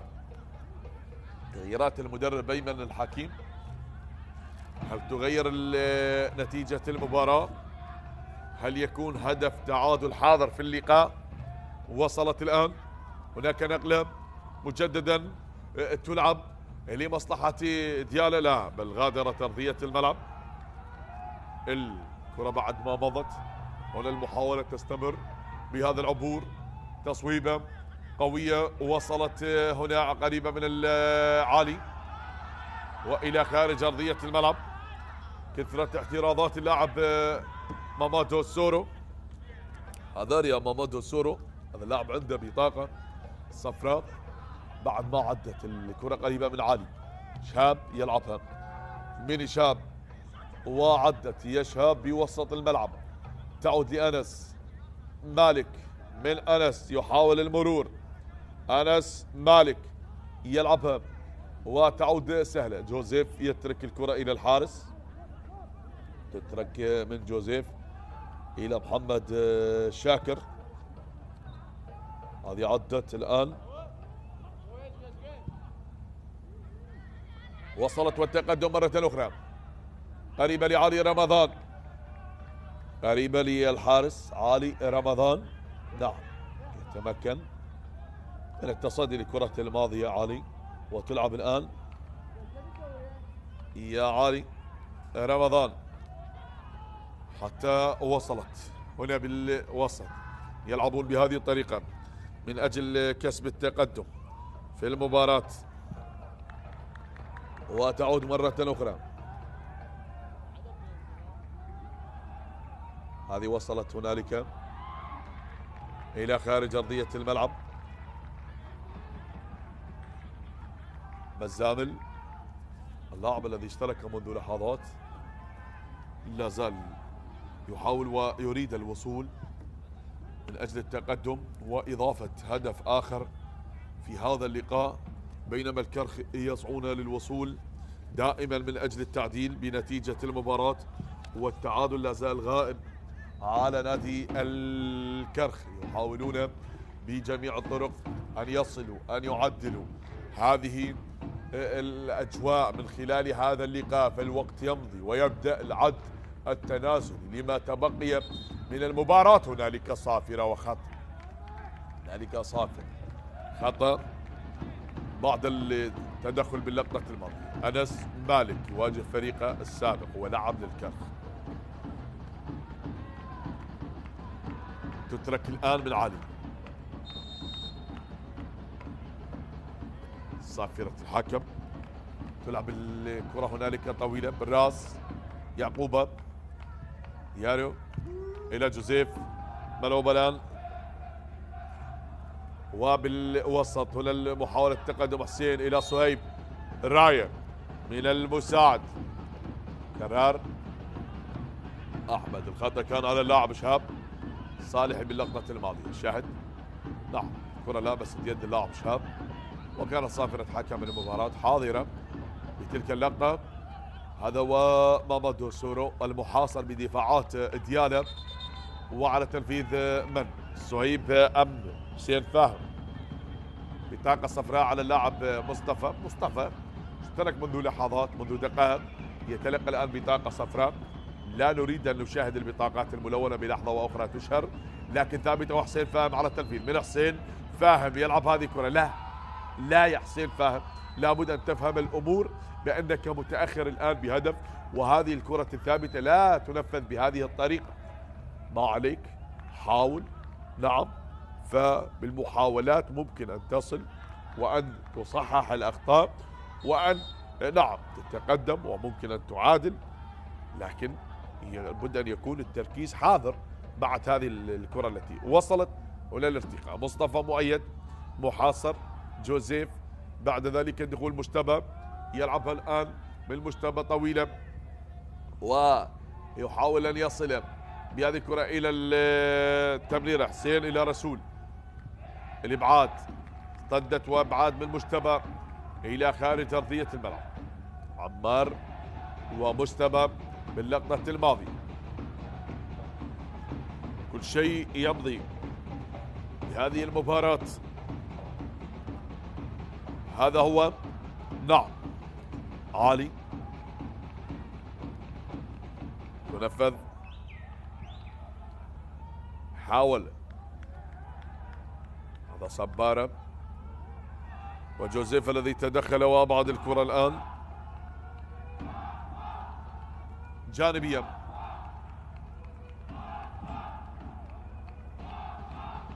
مقتدى حسن أحبتي، واحد لديالة ولا شيء للكرخ، بل عادت مرة أخرى. تأتي العرضية، يأتي ثامر، هذا شهاب الصالحي وصافرة حكم اللقاء والخطأ.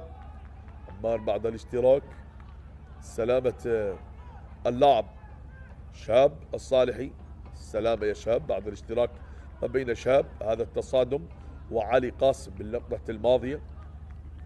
سقوط الاثنين على أرضية الملعب. يشكو من إصابة شهاب الصالحي. بعد ذلك الدخول. شاهد اللاعب مامادو سورو، نعم، يطلب من حكم المباراة أن ينهض اللاعب وأن تستكمل الأمور. هذا هدف التقدم. شاهد هذه الطريقة التي لعبت بطريقة رائعة كانت من اللاعب الذي غادر أرضية الملعب بيتروس، وهيأ الكرة بالرأس اللاعب أنس مالك، لكن جاء من الخلف ليسدد على الطاير اللاعب علي رحيم الذي أعلن عن أول أهداف المباراة. هذا هو علي رحيم الذي سجل الهدف الأول والوحيد في المباراة، بينما اللاعب شهاب الصالحي لا زال ساقط على أرضية ملعب المباراة. نعم، ينتظر الحكم لحين ما ينهض اللاعب، وكذلك كل توقف أكيد سيضاف هذا الوقت الذي توقفت فيه المباراة بعد هذا الدخول. وبعد ما اطمأن الحكم على سلامة اللعب سيستأنف اللعب الآن فيما تبقي من أحداث المباراة، ويترك أرضية الملعب. اللاعب شهاب غادر أرضية الملعب حينما نعم يمنح الإذن حتى يشرك ويشترك مرة أخرى. علي قاسم غادر أرضية الملعب، ونور الحسين فلاح يشترك الآن. ملعوبة تقدم بهذه اللحظات، وصلت هناك مجتبى، تأتي العرضية من مجتبى. مامادو سورو يأتي من الخلف، هنا الوصول لا زالت من اللاعب نور مصطفى البديل، وهنا نقلة سريعة ما زالت مستمرة بتصويب. الله، نعم نعم نعم، بل هنالك راية، هنالك صافرة من حكم المباراة بهدف روعة، لكن حكم المباراة يقول لا. حكم المباراة نشوفها بالإعادة، ينتظر القرار بكرة رائعة دخلت المرمى. شاهد بل كان متسلل باللقطة الماضية بهذه التصويبة التي أشكلها الشباك، ولكن هنا راية المساعد. نعم، كرار أحمد كانت حاضرة، ينتظر هل إذا كان هنالك شيء سيتأكد ويعطي قراره حكم المباراة. شاهد بعد ما عادت الكرة سدد. هنا كان اللاعب مامادو بالفعل باللقطة الماضية، وكانت راية المساعد للتأكد في حال إذا كان هنالك الكلام من قبل أيضا هنا الكلام مع حكم المباراة باللقطة الماضية إيفان على ما يبدو. ولا زلنا نتابع وننتظر أن يأتي القرار من غرفة الفار من الكابتن أحمد محمد عسكر. هذه وصلت شاهد بهذه الحالة التي لعبت من خلالها الكرة، وبعد تلك التصويبة هل يتأكد ليعطي القرار ويحسم الأمور بهدف تعادل لنادي الكرخ، أم يذهب ليتأكد ويلقي نظرة وأيضا يعتبر هدف التعادل أو لا وجود لشيء بعد تلك اللقطة. نعم، ينتظر الكابتن علي حسين علي ولاعبي الفريقين ينتظرون بأن يكون القرار وتستمر المباراة بعد اللقطة الماضية. ونعم، لا وجود لهدف، نو جول، ألغي ذلك الهدف بعد أن تأكد من صحة الهدف. حكم الفار طلب استمرارية اللعب. إذا تبقى النتيجة على حالها، 1 لديالى لا شيء للكرخ، 1 لديالى لا شيء للكرخ حتى الآن، والتقدم تصل. إذا الهدف ملغي والمباراة هي مستمرة بهذا العبور، بهذا المرور. وصلت هنا صافرة وخط، صافرة حكم المباراة تشير لوجود خطأ باللقطة الماضية، ملعوبة للأمام، تقدم ممكن أن تكون مشتبه من هذا المكان، تصويبة قوية ولكن الإبعاد حاضر وإلى خارج أرضية الملعب. كرة غادرت أرضية الملعب. سلامة اللاعب، سلامة اللاعب أولا. نعم، حالات تحدث مفاجئة على ما يبدو. هنالك حالة لبلع اللسان. سلامة اللاعب. نعم، نتمنى الدخول للفريق المعالج مباشرة للاطمئنان على سلامة اللاعب. وبالفعل هذه اللقطة تعاد لحالة الأوف سايد. بهذه اللقطة كانت قدم اللاعب متقدمة بعد رسم خط الأوف سايد.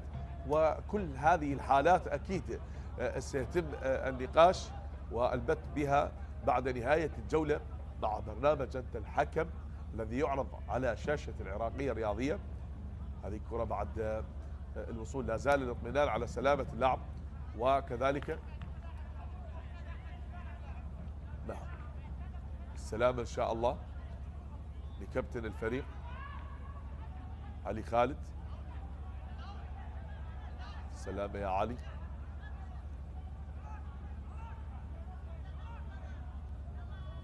لا زال الكادر المعالج نعم يجري اسعافاته الاوليه للاطمئنان على سلامه اللاعب بعد هذه التسديده القويه. وبهذه الحاله سقوط مفاجئ للاعب، فقد توازن باللقطه الماضيه اللاعب علي. الكابتن ايمن الحكيم يتكلم مع الحكم الرابع الكابتن احمد جمعه، واكيد للاطمئنان على سلامه اللاعب والنهوض ليكمل المباراه لم يغادر ارضيه الملعب. كل هذه التفاصيل والوقت الذي توقفت فيه المباراه اكثر من حاله سيضاف.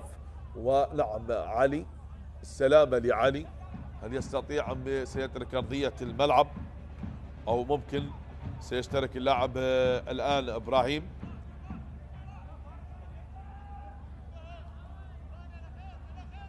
إبراهيم تانديا هو على ما يبدو سيشترك، أو علي خالد يغادر أرضية الملعب. السلامة يا علي، فقد توازن مع السقوطة.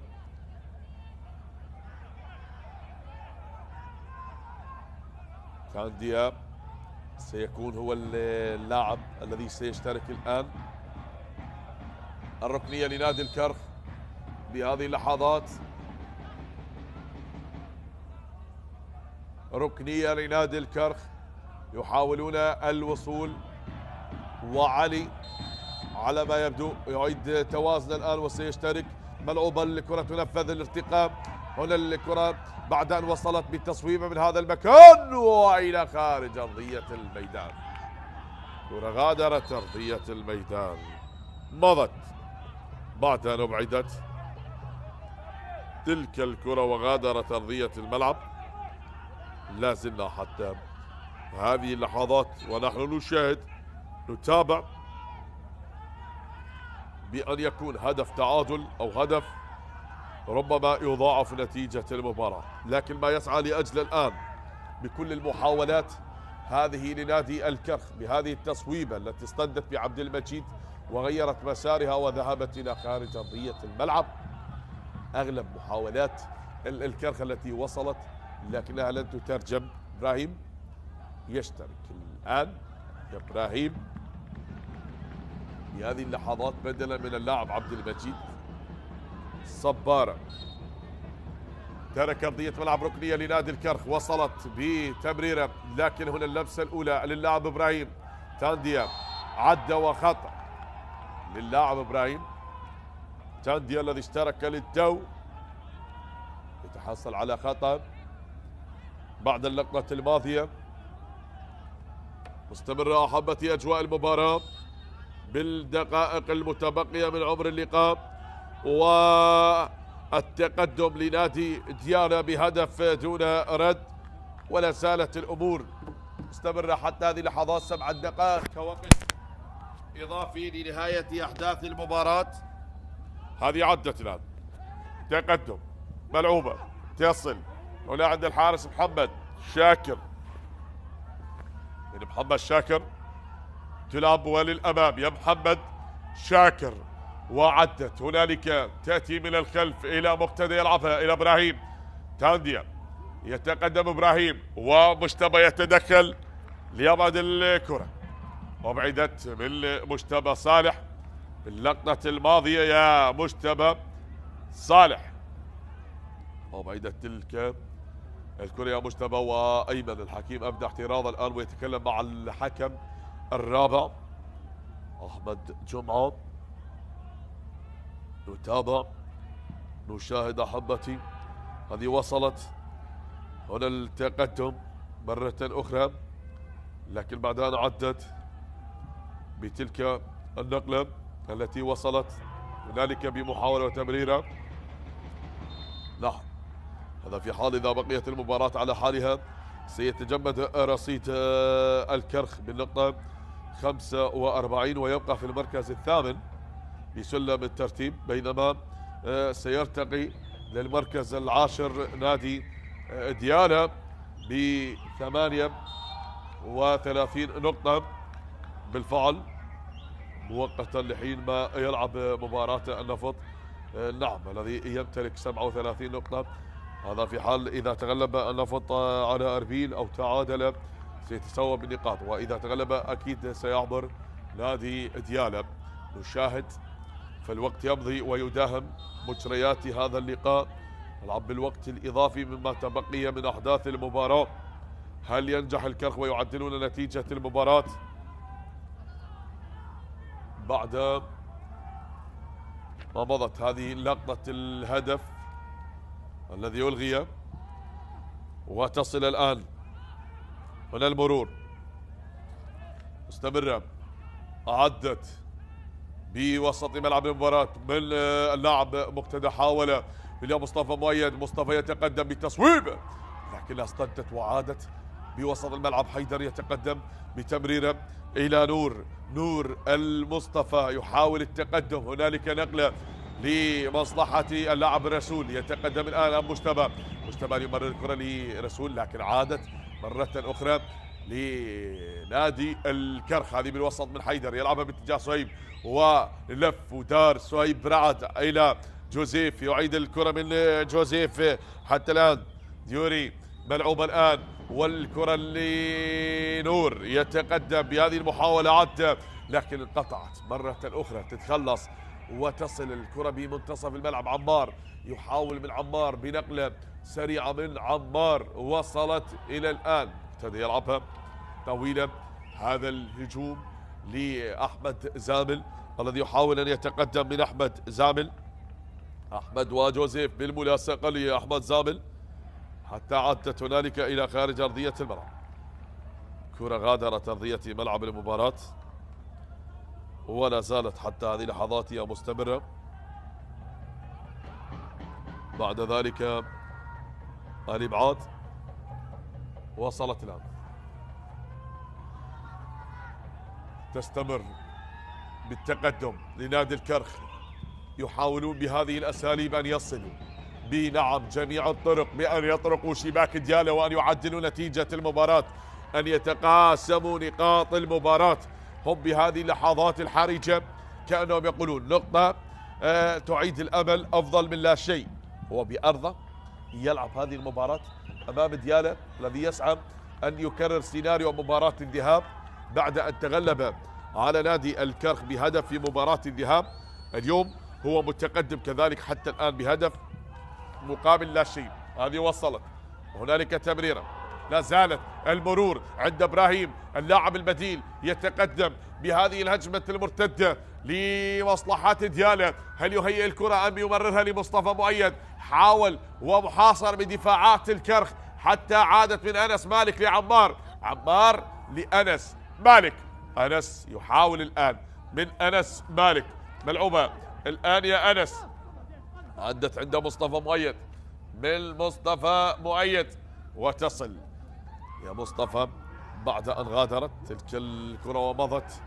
حتى هذه التمريرات التي يحاولون من خلالها أن يصلوا، لكن هنالك دفاعات ديالا تشتت الكرات التي تحاول الوصول إلى المنظومة الدفاعية أو إلى منطقة الحارس، يقومون بإبعادها ورفضها، يمنعونها من الوصول حتى لا تعدل نتيجة المباراة.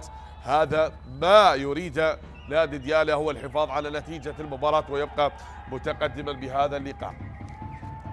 هنالك من تدخل والكرة عند الحارس علي رمضان، يا علي رمضان، الأمور باتت قريبة لديالا المتقدم في المباراة بهدف مقابل لا شيء، ويلعب الدقيقة الأخيرة من الوقت الإضافي. وهنا العبور، أحمد زامل يحاول أن يتقدم مع تراجع هنالك للخلف من اللاعب مامادو، تراجع لكنها وصلت، ذلك هو الإبعاد، تتخلص نقل بالراس، تعود عند الحارس علي محمد شاكر، يلعبها الآن بهذه الهجمات المتبقية بنقلة سريعة يا حسين فاهم من حسين، والخطأ هنا خطأ صافرة حكم المباراة لمصلحة اللاعب نور الحسين.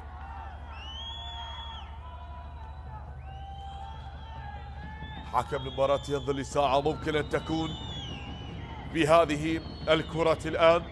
هل يأتي هدف التعادل الذي يعيد الأمل للكرخ أم تبقى المباراة على حالها بهدف دون رد ثابتة لمصلحة الكرخ؟ ملعوبة هذه الكرة الآن للارتقاء ويأتي الإبعاد، تخلص حيدر يحاول والتقدم الآن من شهاب الصالحي، مر بهذه الهجمة المرتدة. هل تكون الرصاصة القاتلة التي تنهي المباراة بهدف ثاني بهذه اللحظات المتبقية؟ إبراهيم تقدم، إبراهيم سدد، الله يا لها من نهاية ويا له من هدف مثير من البديل في الوقت القاتل ينهي الأمور.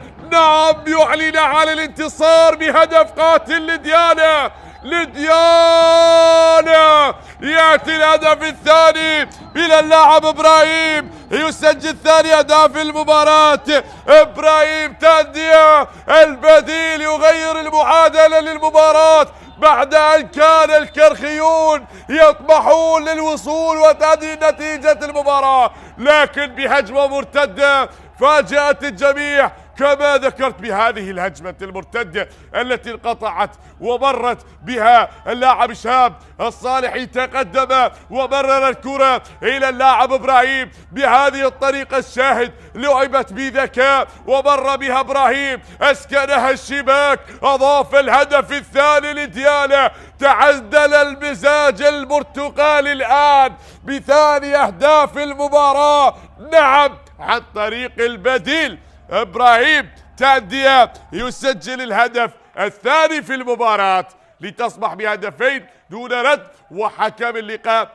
أنهى الأمور بفوز ديالا بهدفين مقابل لا شيء. وهنا حكم نعم مدرب نادي الكرخ الكابتن أيمن الحكيم أبدع اعتراضه وكلام، لا هذه الأمور مرفوضة جدا. نقول مبارك لديالا وجماهير ديالا، هارد لك للكرخ بهذه المباراة، على أمل أن نلتقيكم في يوم آخر ومباراة أخرى على بركة الله. تقبل تحياتي معلق اللقاء حسين الساعدي، والسلام عليكم ورحمة الله وبركاته.